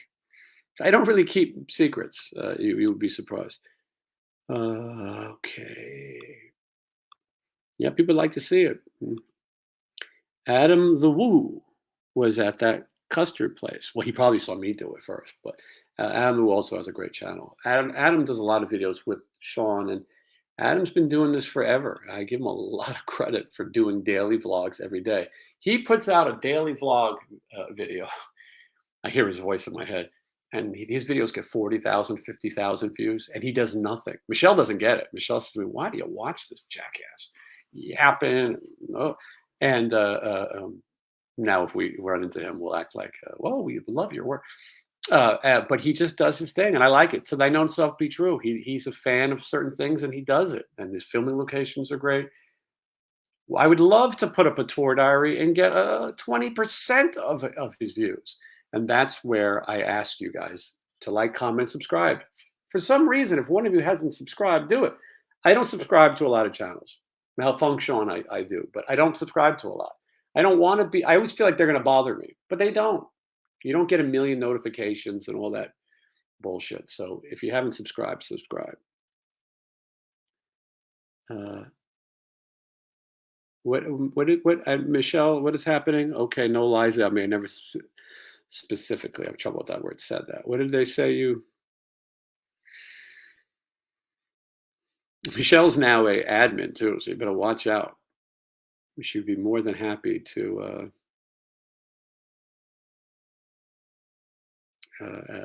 put you in timeout. Yeah, Adam the Woo is the bassist in Guttermouth. I will tell you, someone on the show last week said, "Have you seen Adam the Woo video at Punk Rock Bowling where he's thrown out?" And I said, "Well, I got to watch it." And he wasn't thrown out, and I think he was a little bit of a baby. I still like him. I still like his channel, but he was a baby. There's a sign that says no video equipment. Adam the Woo doesn't like to take media credentials. He likes to just, he says, be treated like a normal person. I don't. I don't want to be treated like a normal person. I would like to be treated like royalty. I like when you give me gifts and all those things. So, I would have filed for a media pass. Doesn't mean I'm any different than anyone else. It just means I figured out a way to sucker a pass. Anyway, they don't let him bring his tripod in. He calls it some ridiculous name. I don't know what it is. Anyway, and then he gets mad and he complains, and I'm not going in. He's mad at security. They have no say. They just follow the rules. You're not supposed to have a tripod. It has sharp ends. He could have jammed it in someone's throat. So anyway, I still like him, and he does good stuff. But that video, I think, was a little silly. Malfunction is the best location guy. Well, I'll tell you that Malfunction is one of the first. One of the things that Sean and I had in common was that we went to do all these things as kids. We never thought about them as content. I was visiting graves in the mid 90s of famous people because it was cool. Take a picture, go to where they film movies. I can tell you when I was a kid, I would come home from school. I went to school in Spanish Harlem, and I would take the bus home, just the public transportation. And we'd stop at 168th Street and Broadway. And that was the site of the Audubon Ballroom.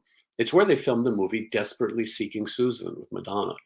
And it was called the Magic Club. And they put a neon sign up and they left it.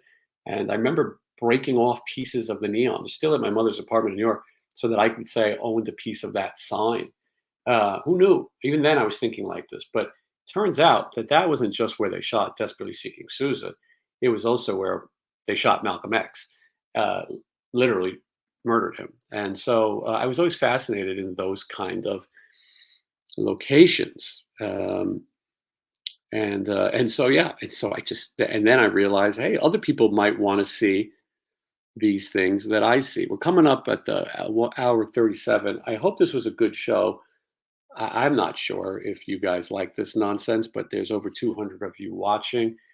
I think Adam the Woo got banned from Universal Florida. He did. I don't know that story that well. He got banned from Disney. That was the one I remember. He went back into areas that were closed. He trespassed. He filmed them. He showed them. Disney was fearful that he was giving other guests the ideas that they could go into these areas that were dangerous. There was alligators and rattlesnakes and lions and tigers and bears. He was younger and whatever. He appealed. Took 3 years and he got back into Disney. It's something similar happened with Universal. I'm not positive. You can watch his channel. It's good. The Grim Life Collective. You'd love that YouTube channel. Well, I'm familiar. I watch it. Some of them are good. Some of them are not so good. But it's a married couple and they go places and it's Halloween driven. And yeah, they've got some great videos as well. Ever been to the Roxy where they filmed Beach Street in 1984? No, I was probably a little too young.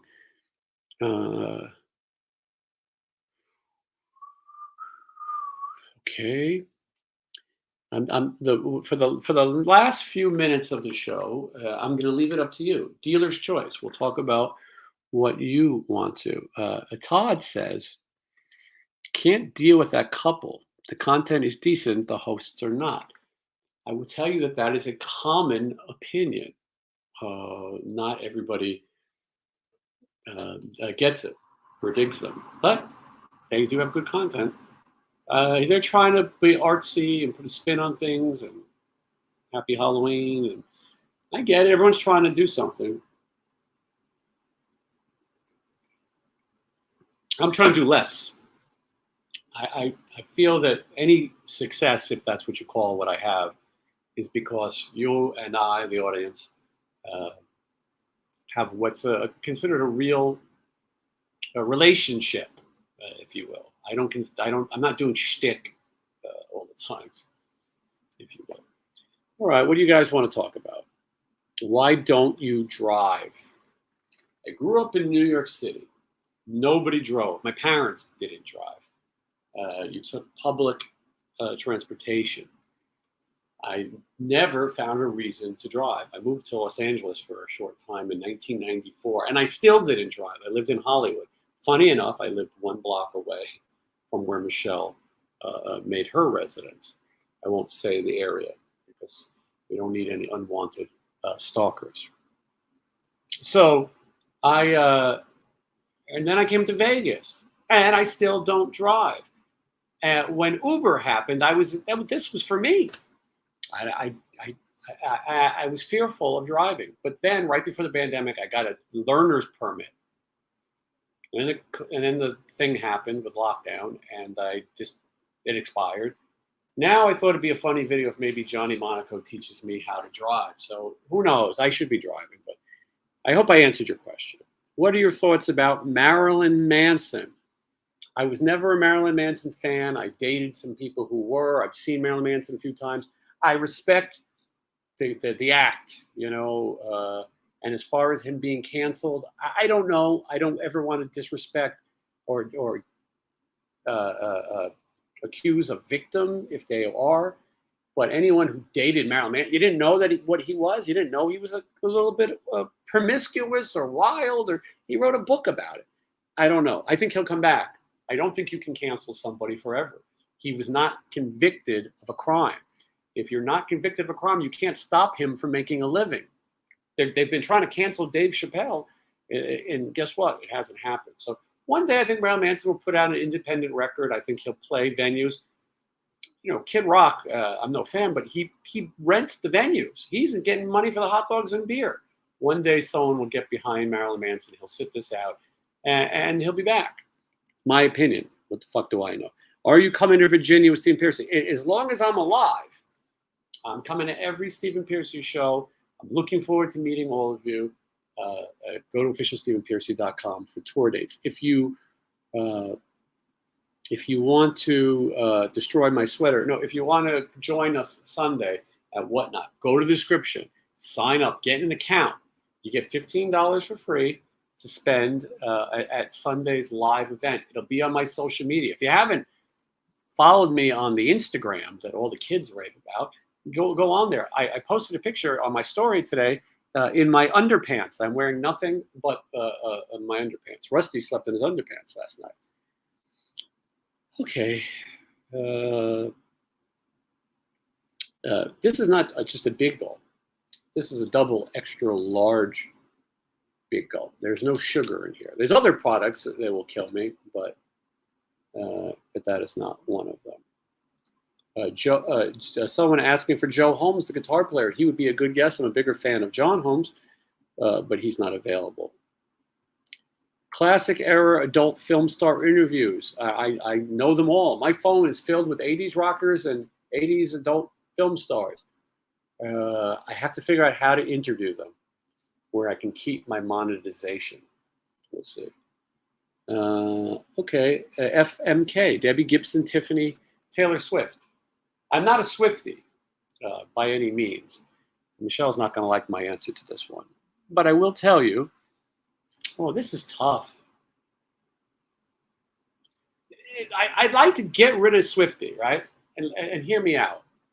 I don't think, I'm just not, she's not really my type. I'm sure I'm not hers either. But think about all the songs she could write about me when I break her heart.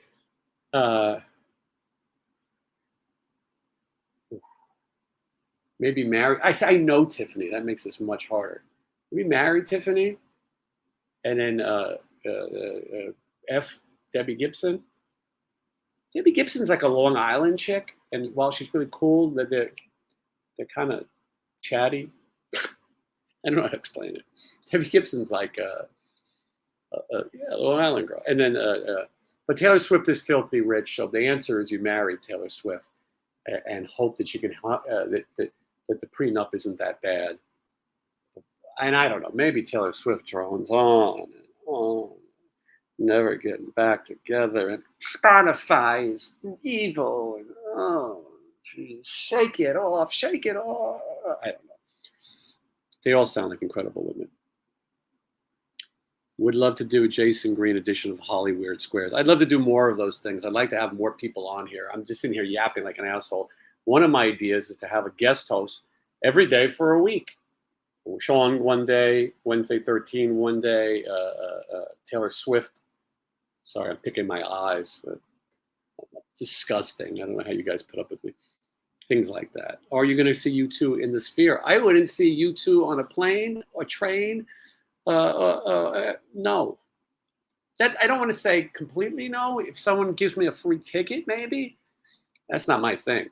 I'm interested in the Sphere. The Madison Square Garden has built a sphere here in Las Vegas. It looks like the Death Star, and they project all around while the concert happens, and the seats rock, and they throw water in your face like Chuck Berry did in his video, and it's supposed to be amazing.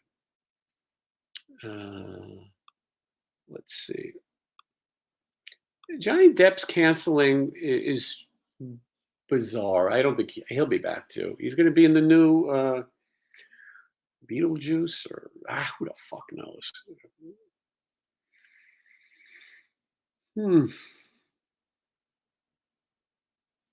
Yes, listen. As a diabetic, I should not be drinking soda. This is a zero sugar soda, but no, I shouldn't have it anyway. But you know what? I don't drink. I don't do drugs. And so I might as well have a little something every now and then. Are you cancer free? For those of you following, I had skin cancer. That video, by the way, of me making my diagnosis announcement is almost at 10,000 views. It wasn't real. It was, and anyway, I share things with you guys. But I had basal cell carcinoma removed from my nose. Still have a scar. But it's hard to say you're cancer free, but it's been removed. I hope it doesn't come back. Hugh Jackson had the same surgery four or five times. I'm fortunate to have a highly treatable form of cancer, but at no point in your life do you ever want to hear you have cancer, treatable or not. And I'll tell you that a lot of incredibly nice people reached out to me. Some very famous. Eddie Trunk would tell you about them. I like him, by the way. Do you suggest a good pool to go to in Vegas? I used to, Carly. Jay, if he's here, Sin City Photog. He is the expert of pools. If are you interested in a topless establishment or anything like that, Jay knows all of them. I know the bottomless. Anyway, I don't go to pools because of the skin cancer, but yeah. Pete would like to know where we can get one of these shirts. Well, this one that I'm wearing right now, which feels like an iron-on, which I love, was a gift. But we're going to make more. And I should have waited to wear it on a day when you can actually order it. I'm very bad at promotion.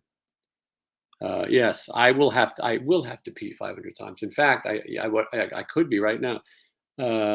Thank you, Christopher. Frankenhooker, absolutely. Basket Case. Basket Case was filmed in New York City.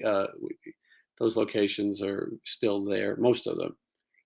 Here's a great one. No, it's not. Keith, you're a longtime watcher of the show. You got to explain what you're saying when I'm reading it.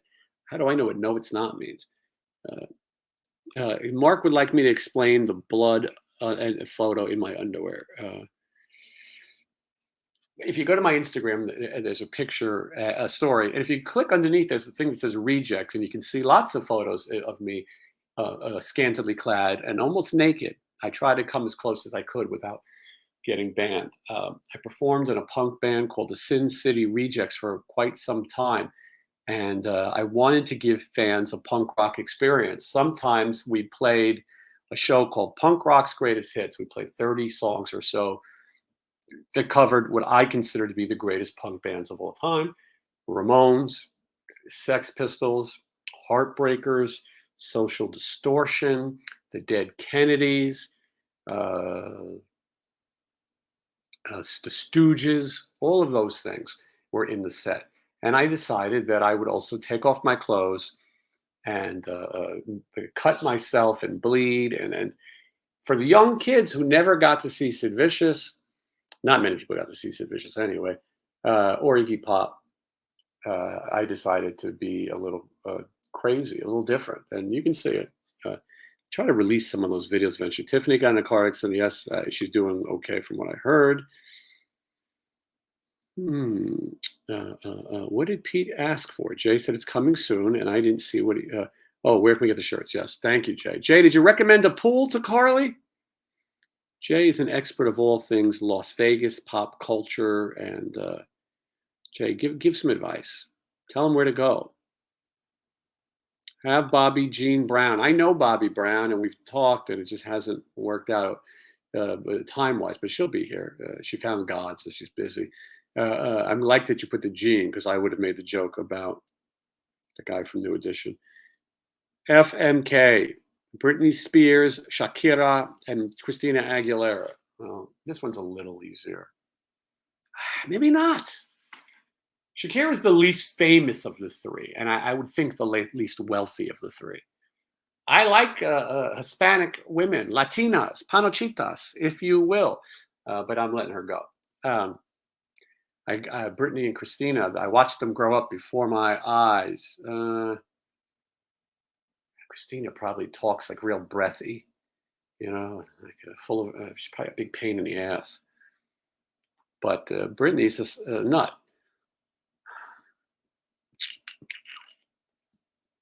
This is so difficult. I've never been in a more difficult situation in my life. You guys better give your opinions. But I think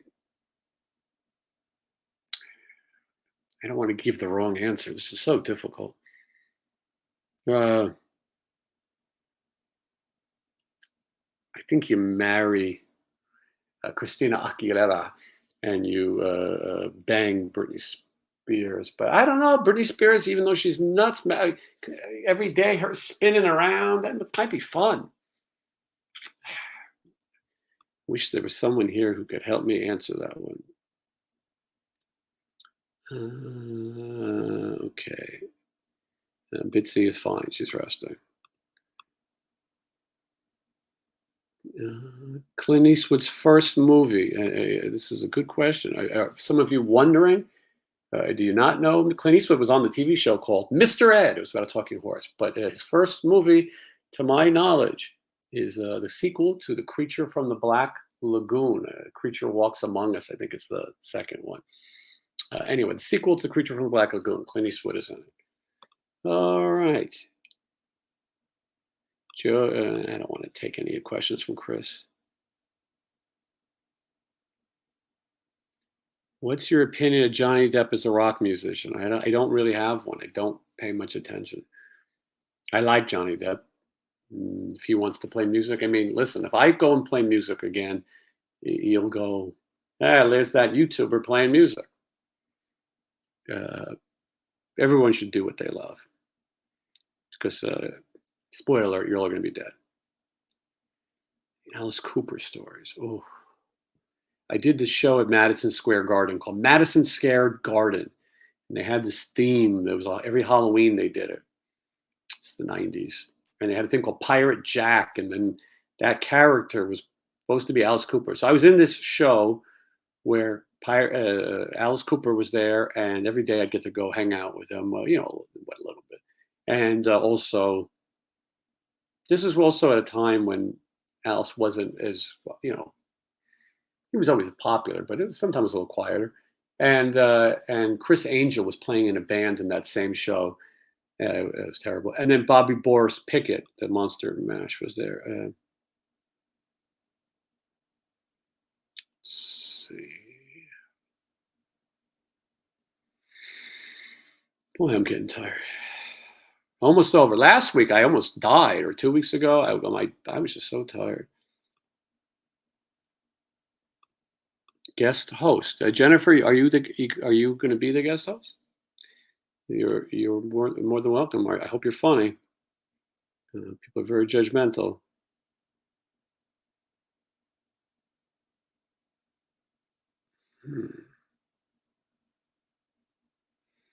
Michelle interacting with Chris. Chris asked her, "Does she hate Chevy Chase movies?" This is Michelle's biggest fault. She doesn't understand Chevy Chase. She doesn't get it. I can't get left. I don't get it.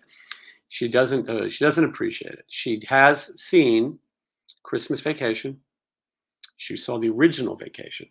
I think she would like the Three Amigos, and I can tell you I have a big Three Amigos video coming soon. But she's listen. We talk about other things.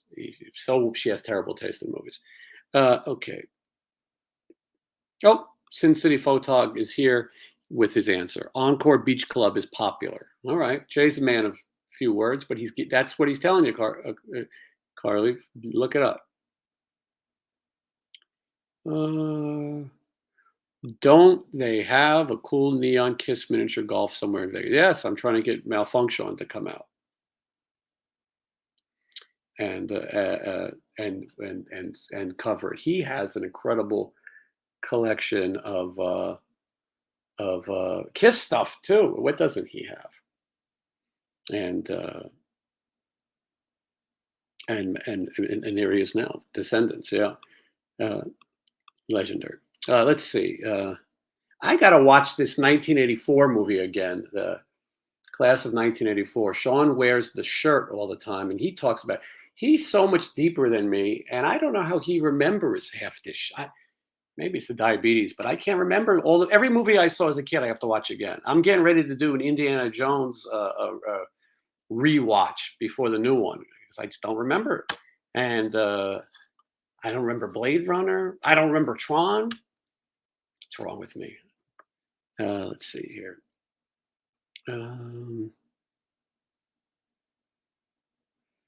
It's an odd question. Alex Sanders wants to know if I'm a thong or panties guy. Never thought this would be a question that I would be asked. I don't know. I don't really have a favorite. Shakira looks like a yapper. I mean, maybe. I'm not sure. I think Aguilera looks like more of a yapper than Shakira. Shakira would yap in that accent, though, which for some might be a good thing. Have you seen Summer of Fear with Linda Blair? I have not. That's a question for Sean.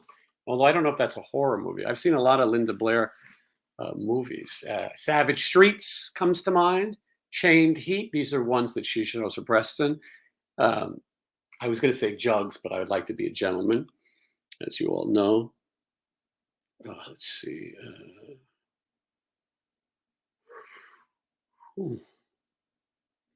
Yeah, Blackie Lawless found God.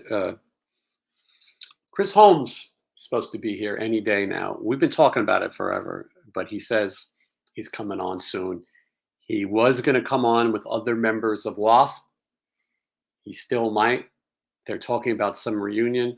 One of the members of WASP, former members, is in a little bit of trouble, if you will. Put it like this, he might be spending time with Danny Masterson. But that's neither here nor there. I digress. Maniac Cop. Maniac Cop was a movie by Larry Cohen, I believe. And Larry Cohen, when I was a kid, he filmed a movie in my neighborhood. He let us all be extras and hang out. The movie's called The Ambulance with Eric Roberts. He also made Q, the winged serpent, and it's alive. And he was such a kind guy. And we went and bought him hamburgers from the local deli because the catering looked terrible, craft services. And he was very great, very cool guy. There was a stuntman named Spiro Rosatos on that movie. And he did this stunt. An ambulance opens and he's in the stretcher and it rolls down. And he did the stunt. The other day, me and Jay went to see that Fast and the Furious. It's the first one I've ever seen, by the way. And it's completely stupid. I started with part 10. I didn't like it. I don't know. If you like those movies, you'll like it. It's the same shit. Spoiler alert, everybody dies. And then I saw that guy Spiro's name in the credits, and I think I've seen it in all these other Marvel movies and stuff. So it's great to see people finding a way to make it. He also found backing tracks. Some people say he found lead tracks, to be honest. Revenge of the Creature. There we go. That's the second one. Clint Eastwood's first movie. Thank you. Salma Hayek is hot. Yes, Salma Hayek is hotter than Shakira. I think she might be older, but she's hot. Sean, does this happen on your live streams? Do people play the FMK game? Let's see. Return of the Creature, Revenge of the Creature. It sounds like the Jedi movies. Creatures can't get revenge, maybe like Jedi's. I don't know. Christy Canyon, Ginger Lynn, or Tracy Lords. Another tough one. I know two of these people very well. I really like Christy Canyon. She's a buddy. She's been married like 50 times though, so you know it's not going to work out. But I maybe go with her. And then F, Tracy Lords. Now, of course. Ginger's, that's so kind. She's going to be on the show. Ginger's the best. You get what I'm saying?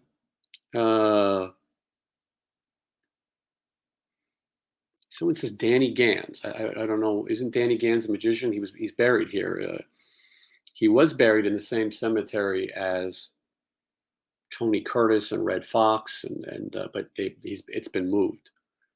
Okay. Yeah, maybe Michelle saw Modern Proms. That might be why she doesn't like Chevy Chase. Modern Proms is definitely not a good place to start. Spies Like Us. The first half of Spies Like Us, I think, is great. Thank you for the bruises, and you can keep the stool samples, but we're going to leave now. Let Me Go, and I'll Bring Back the Sun. There's a lot of good stuff. The second half of that movie is not as good. Okay, I'm going to wrap this up soon.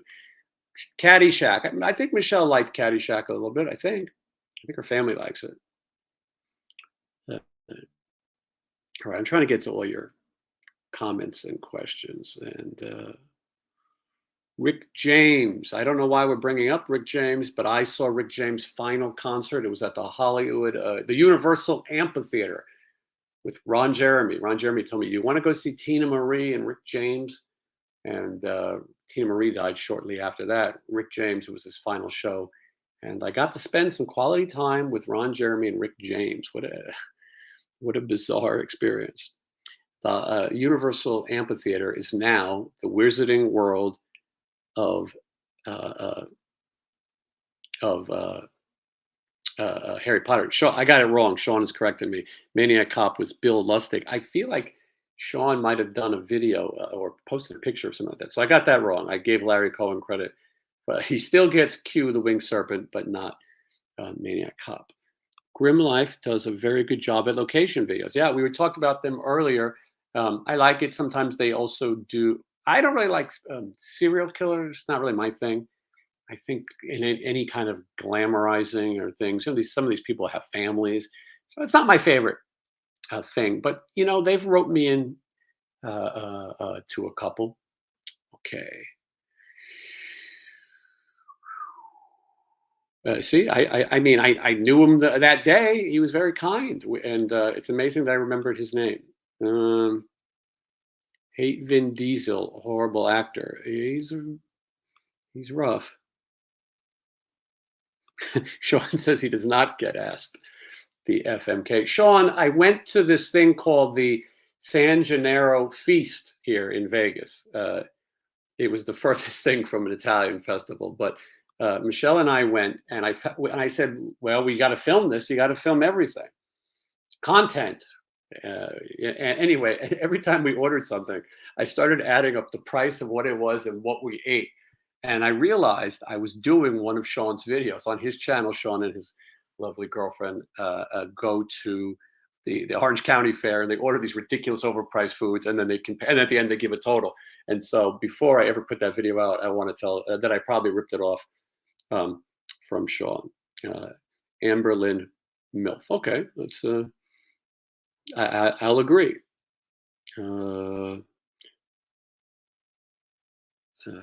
Some of the stuff is just not that interesting. What does Scotty G do for Disney? He's the he runs security for the vault where they keep Walt Disney's brain frozen in ice. Adam the Woo is going to do a video about that very soon. No, I'm just kidding. Scotty Griffin, who was in LA Guns and was the lead singer of my band, the Sin City Rejects, is in the Guardians of the Galaxy, Star-Lord. I've never seen those movies. I'm very bitter about James's success. Rock Festival or some shit. This is not a politically correct comment. Okay. Yes, I get it. Yeah, Rick James, he banged Linda Blair. That's true. Rick Springfield banged Linda Blair as well. Sean sees Linda Blair on not like that, but on a regular basis because she's at those horror conventions. All right, let's see. I would have got out of here an hour ago, but you guys are still making interesting conversations. So what the hell? Where do I got to be? What did I say? I'll be honest. I don't remember the Rick James conversation that much. He was on a cane, and it was mostly him and Ron talking. Morris Day was there also. I forgot from the time. It was in Purple Rain, and I wish I remembered more of the conversation, but unfortunately, I don't. Orange County Fair opens next month. We are ready. I can't wait. I gotta go to the Orange County Fair. I don't think Michelle's ever been. There was a time in 2018, I'll say, when RATT played the Orange County Fair. It was a RATT, Juan and Steven, and the bill was Lynch Mob, with the band with George Lynch, not an actual lynch mob. And then Tom Kiefer, and then the RATT. And the night before, Frankie Valli played. And I told my friend, we got to go a night early and see Frankie Valli. So we spent 2 days at the Orange County Fair, and it was fun. I don't know, we would do a lot of fairs. I don't know how anyone affords these things. If you had a family, nowadays, a deep fried Twinkie could be $15 or something. But anyway, watch Sean's videos on the Orange County Fair. It's good. I'm always scared that there's going to be a song in the background that I'm going to get demonetized for. These fairs, they play whatever, all kinds of music in the background. Bill Shapiro says that Bill Lustig left a voicemail saying someone called me. Sounds like the secretary there's out to lunch. All right, it's a little inside thing. Here's an FMK for Chips Enough, Donnie V, and Vicky Fox. It's too hard to. Well, I think you get rid of Chip, probably. Yeah, that's not for everybody. Jennifer's coming out on July 23rd. I'm assuming you mean to a show or the closet, whichever. I'm okay and understand. What serial killer would you interview if you could? When I worked for Geraldo, that was my first job in New York City. I worked for Geraldo Rivera.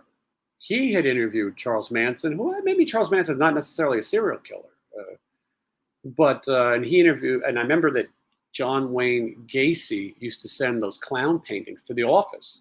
Really, some bizarre things. Anyway, I don't know. I think in the sake of journalism, would I interview a serial killer? Maybe. I don't know. All the good ones are dead, aren't they? I don't know. I try to find one in Austin with whoever. Let's see. Yeah, Morris Day. Yeah, that was a pretty great memory. I'd like to have CJ on. I think CJ Ramon would be a lot nicer than Richie Ramone was, but whatever. All right, we got a lot of obscure porno requests.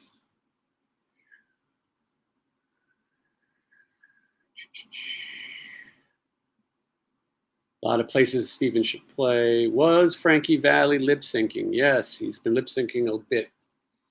I don't think it's every single song. He has a microphone with a button that he can push, and some of those crazy high songs like Sherry or whatever. I still think it's a great experience. The guy is 307 years old. I said to my friend, listen, there's some trickery involved in this. But if you want to say you saw Frankie Valli and hear him tell the stories and I think it's worth it. But yeah, and he's doing a Vegas residency. It's crazy. He'll be 308 when the residency ends. He's going to be at the Hotel International, also known as the Westgate. And anyway, I love him, and I'll go see him again. I've seen Frankie Valli countless times. Oh, the son of Sam lives. That's true. He's alive. Richard Ramirez, I thought was dead. I think he's dead. And yes, Johnny Monaco not only grew up near Gacy, he was there when they pulled the bodies out. He witnessed them coming out of a house. Too bad he's not here to talk about such a happy topic. Yeah, all right. Hit the like button. Blah, blah, blah, blah, blah. And have you interviewed CJ Snare yet? No, not yet. I'd like to. I know those guys. We had Leverty on. We had Perry Richardson on. Richard Ramirez died 10 years ago today. Hey, Nick is here. Nick, good to see you. I'm glad you're here. I hope you saw my touching tribute to the Iron Sheik. You know, Nick is working on a movie right now, and it's called, I'm going to fuck this up. Oh, The Forest Hills. How could I forget? It's where the Ramones are from. And Shelley Duvall, it makes her comeback in this movie. Sean and I were talking about this a little bit. But his band, Nick's band is called Demon Scar. And they have a song on the soundtrack of this movie, and Edward Furlong is in it. And Nick has been working on it, and you can contribute to this, and I think it's a great way to make movies. They have a whole independent fundraising, whatever. Anyway, so Nick, I'm glad you're here, and I hope production has wrapped. This is like a Kubrick movie. It's been going on for a long time, but they've been adding scenes and adding things. Every now and then I kind of swipe my nose. I don't want you guys to think I'm picking. It's not a pick. It's just like that. You know what I mean? It's these damn trees blossoming outside my palatial estate. All right, here's a question. Is it true that Warren DeMartini is heir to the Mars Bars fortune, or is that just a rumor perpetuated by Blotzer? It's a good question. Warren does not like people talking about his wealth. He is an heir to the Mars chocolate fortune. A lot of people have said it wrong. A lot of people think he married into that. That's not true. It was his grandmother or so. And he doesn't like people talking about his wealth or whatever because he has a family and kids who go to school and things like that. And he likes to keep his private life. He's a very private guy. Hold on. See, those flowers. So anyway, yeah, but he has some dough. That's not why he's not playing. And he gets annoyed when people say that that's the reason he doesn't play. He'd like to play. It's got to make sense. Punky Meadows would be a good guest. Yeah, that may be true. And I think, thank you, Dr. Paul. I think he would probably do it. Okay, let me see. We'll wrap this up. Fast Times at Ridgemont. I'm not sure how we got to that, but Sean Clark has a great video at the locations of Fast Times at Ridgemont High. I want to ask him how he did it, because he gets in the house. He goes out to the pool where Phoebe Cates is Lovin' in Stereo or Motion. What the fuck that song? And he films it, and I've gone to a lot of those locations for my own amusement, and he's got a great video, very complete. And there's some of those places that you can go to and see. And so anyway, I recommend that video too. I know Moving in Stereo, but I know that you're wondering, why am I promoting everyone else's videos? But he's got a good one. Yeah, there it is, Moving in Stereo. It's a crazy story how I got in. Well, yeah, because it's a private residence. But sometimes Sean does these videos. Sean definitely has bigger balls than me. But I don't know about figuratively or literally, but he sometimes, like Halloween videos, he walks through somebody's house and like junk is all over the place, and he just walks through. It's great. So anyway, but that video, he goes to the pool. I mean, that is like the holy grail of. A question for Nick wants to know, Sean, did you find the point in Fast Times? And so Sean will probably answer that. You should have Eddie Trunk on. Eddie Trunk's been on the show. and he would come back anytime. He's a great guy.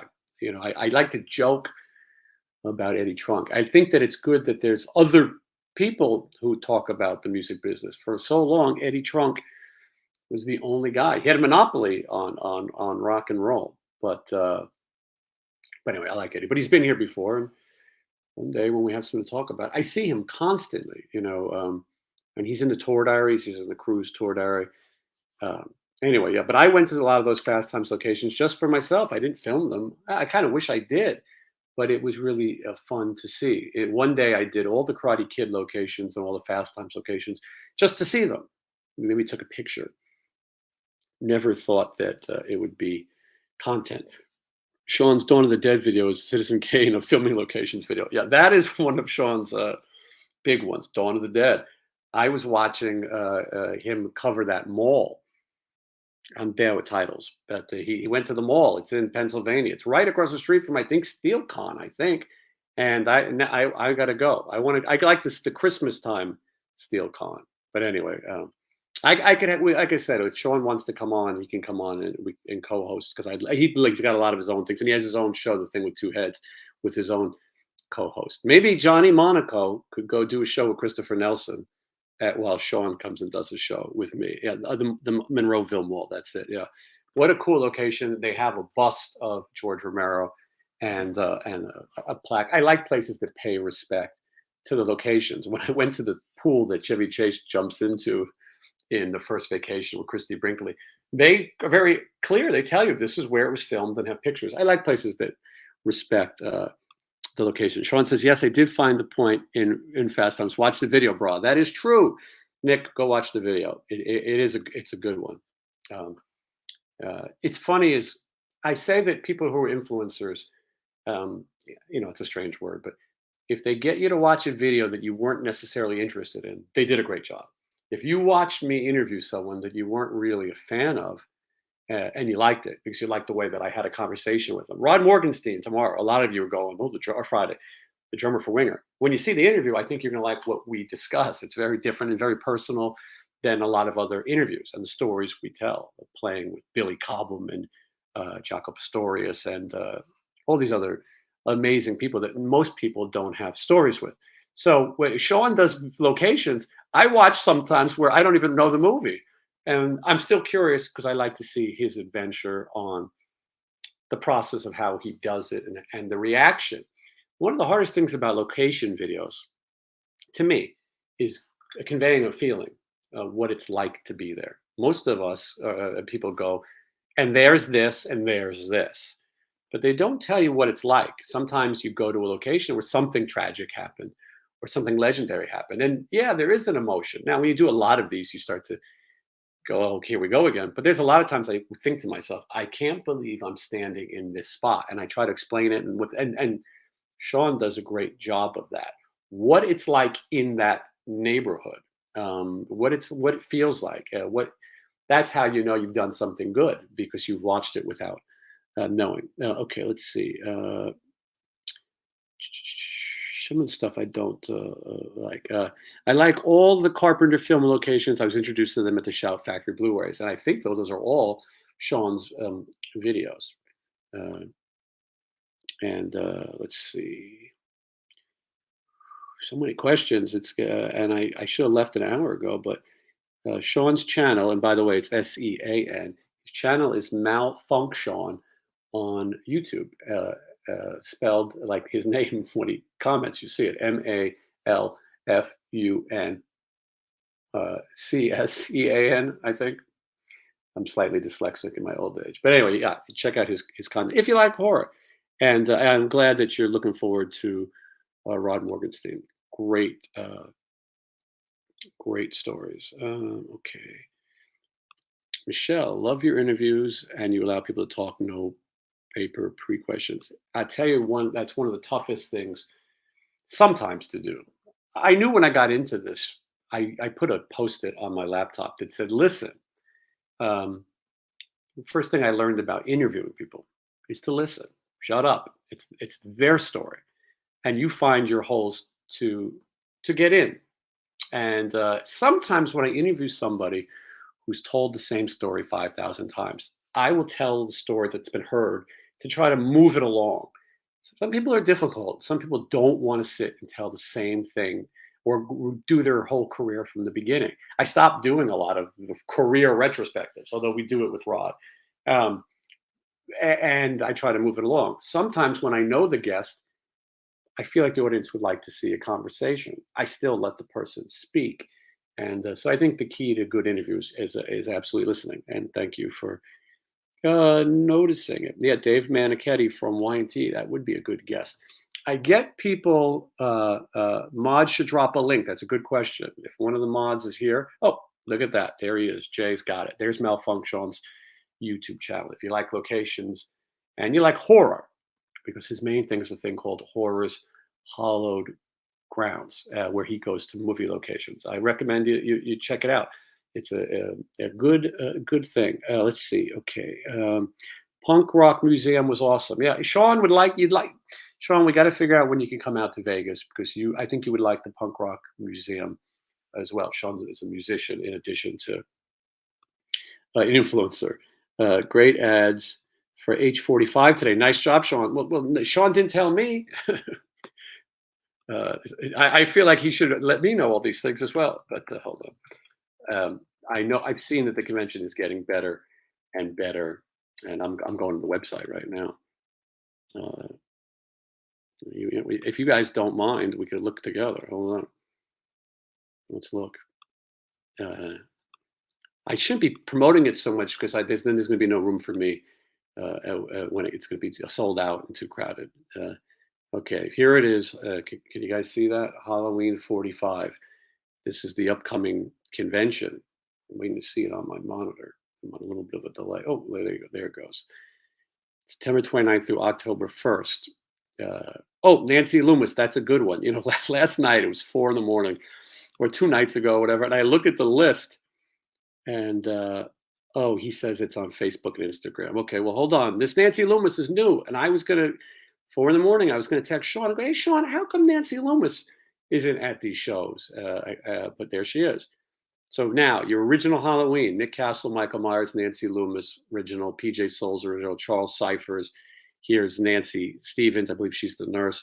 Sandy Johnson, who is the Judith Myers. I believe that's the mother, right? I think I'm so terrible at this. The executive producer. Look at all these people. But this is a great scene where Michael Myers walks into the kid outside the school, drops the pumpkin or whatever. And look at all these people. He did. Tommy Lee Wallace, who not only is a Michael Myers but also directed Part 3. There's Dick Warlock Part 2. Look at all these people. We'll have to when we get closer. Sean can explain it. But Tyler Maine, who is the Rob Zombie one, I don't really count that personally. Well, in my world, Anthony Michael Hall, which I've given Anthony Michael Hall so much money, but it's always on vacation. He's not in my Halloween. Anyway, did I miss someone, Nick or Sean? Anyone want to tell me? Was there someone was Jamie Lee Curtis announced without me knowing? Michael Anderson says that Nick Castle's coming out to Scarefest in Lexington, Kentucky this year. Well, I recommend going to see him. What a cool guy. That's the real Michael Myers and a legend. And you can thank Sean. He says it is on the website. They did get it. You can thank Sean for getting Nick Castle out. Yes, and excited for Gwen Van Dam. Yeah, look, all kinds of great stuff. Let's see what else we have here.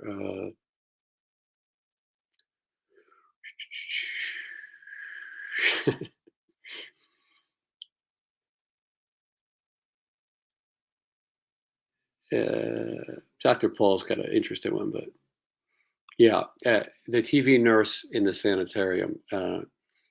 So Sean had mentioned that to me. He did an interview. Sean does a lot of interviews, and he talked about having a guest who hasn't appeared before. And I asked him. I wanted to know, and he explained it to me. And there's all this uncut footage of the Halloween movie. And Sean's also the one who found out that they filmed some of the television version scenes at the Elm Street house. It wasn't the Elm Street house yet, but anyway. So some cool people, and Halloween fans are completists. Bill Shapiro wants to know if John Carpenter will be there. He said, just looked her up and the Iron Cross girl for sure. I'd have to look up the Iron Cross girl. Someone explain that to me.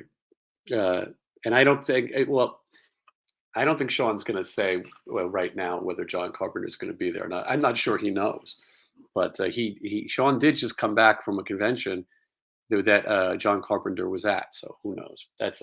That's for Sean. Go to Sean's show and watch. He'll get to give the announce any chance of another great cat interview. It's time, right? She will do it. I told her I'd like to do an interview out of character. I'd like her to come on and explain the gimmick and chat. She was very happy with the interview. It did really well. At the time we did it, I wasn't sure that I was even going to air it. She told me, send me questions and I'll film and I'll record answers for you. And I thought, this is really stupid. And it turned out to be funny. I mean, she was in a swimming pool. It was nuts.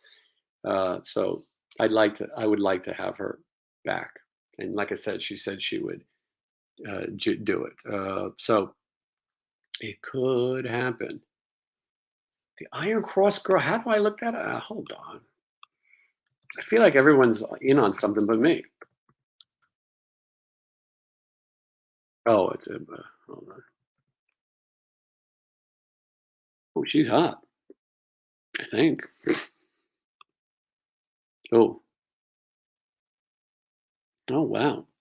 Yeah. She's a little person. You guys are throwing the M word around. Can't do that. Hmm. I'm new to it. Maybe we should have her on the show. Um, I met John Carpenter when I worked at Tower Records back in the day. Total asshole. Can't always have a good experience. He's rare, but John Carpenter is doing these conventions, and where else would you want to see him but at a Halloween convention? So I hope it happens. Dave Ellefson would be a good interview. Well, no jerking around. He's already been on the show, and it was very good. I like David Ellefson. I saw him on the cruise as well, and he's already done it. And I don't really know, if he has something to promote. We'll talk about it again. Where's Miguel? Miguel is concerned about the weather in New York and the smoke, and he's busy with that. And but he'll be back because there's lots of hot sauce out there to taste. Tom Atkins interview. These kind of things would be if Sean can set them up.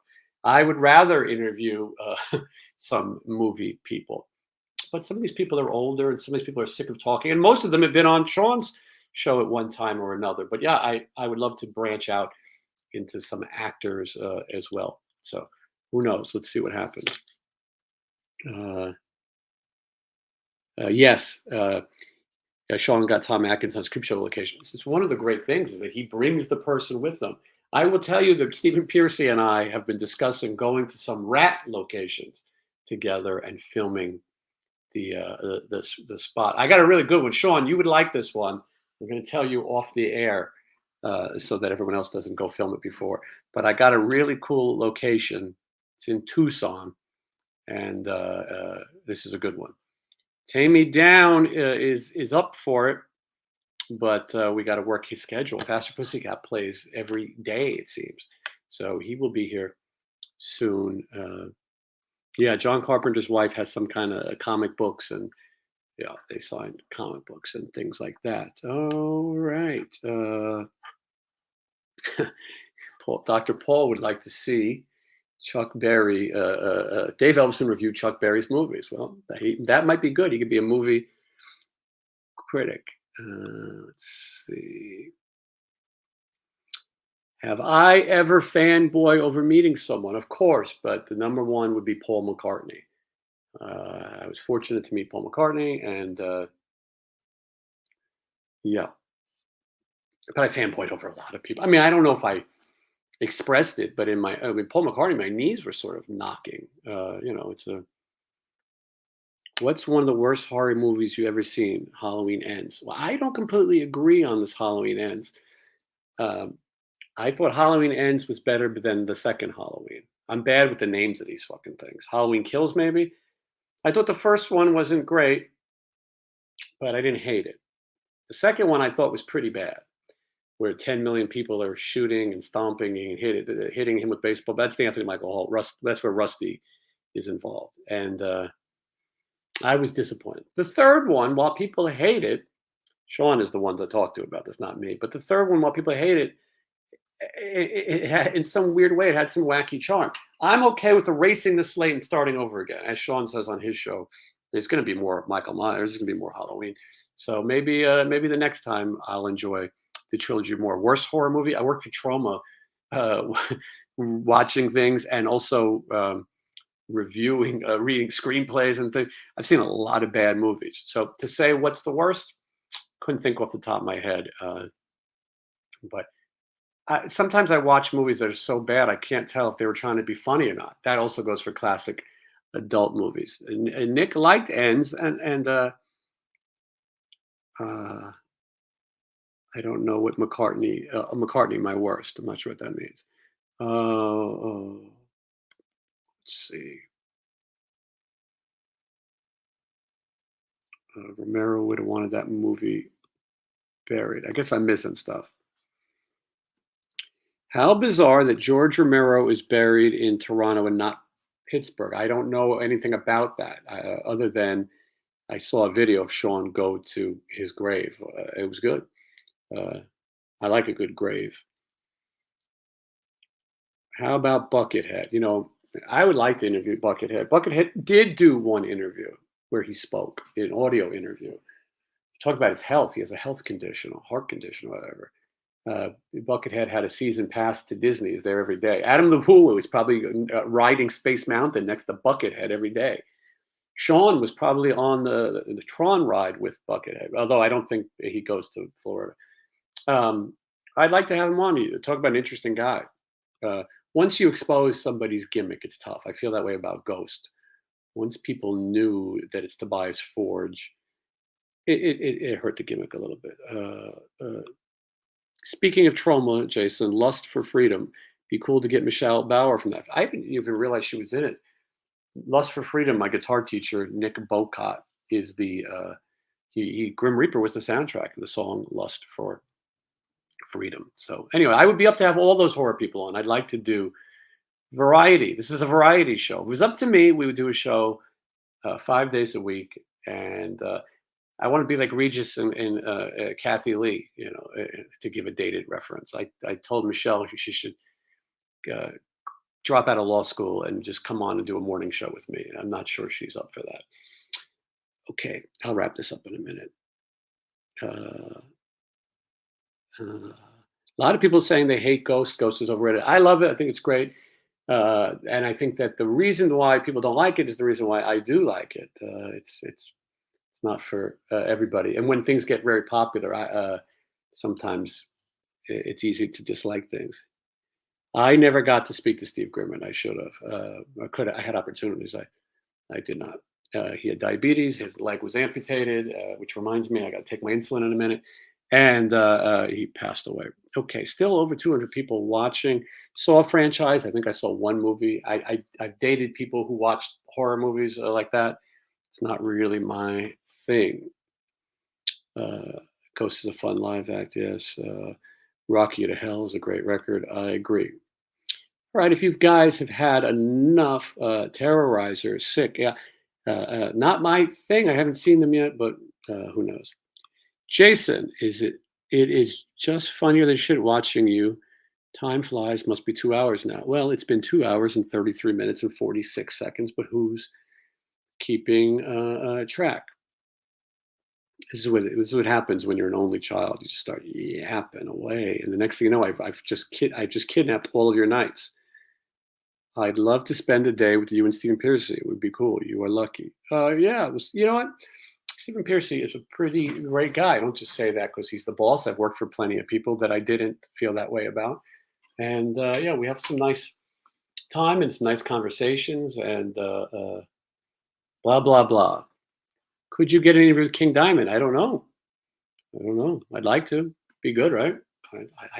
Sometimes you got to find someone who knows someone and that kind of thing. I'm going to take one more sip of this drink. That'll be the last sip. And then I think I've had 37 liters. And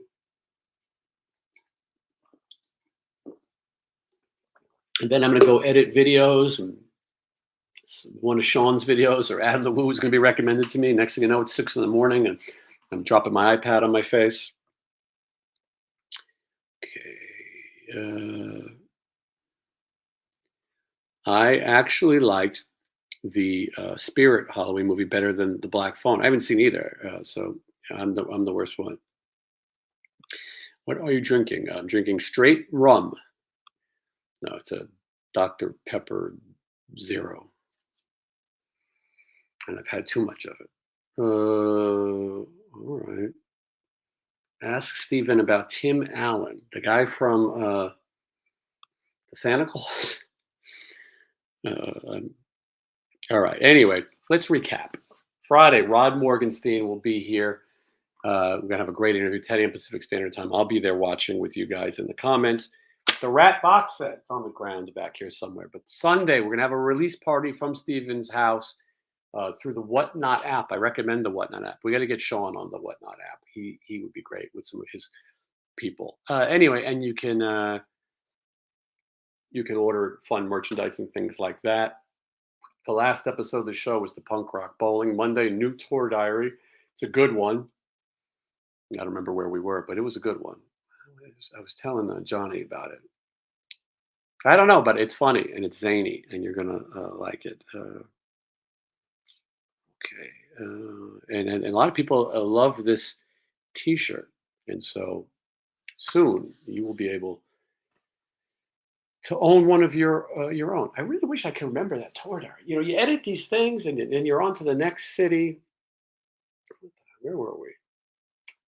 I don't know. Anyway, would you meet Mark Bolan if you could go back in time? Well, sure. Why not? If I could go back in time, I would interview a lot of people. All right, folks. Even though there's still 200 people here, it's been 2 hours, and I think we've talked about everything. I think we've said it all. I was going to come on here today, do like an hour, and get the fuck out of here. I'm actually home for 2 weeks, but Michelle and I have a busy weekend planned. One, we have the big party at Stephen Piercy's house for the box set, Whatnot. Link in the description.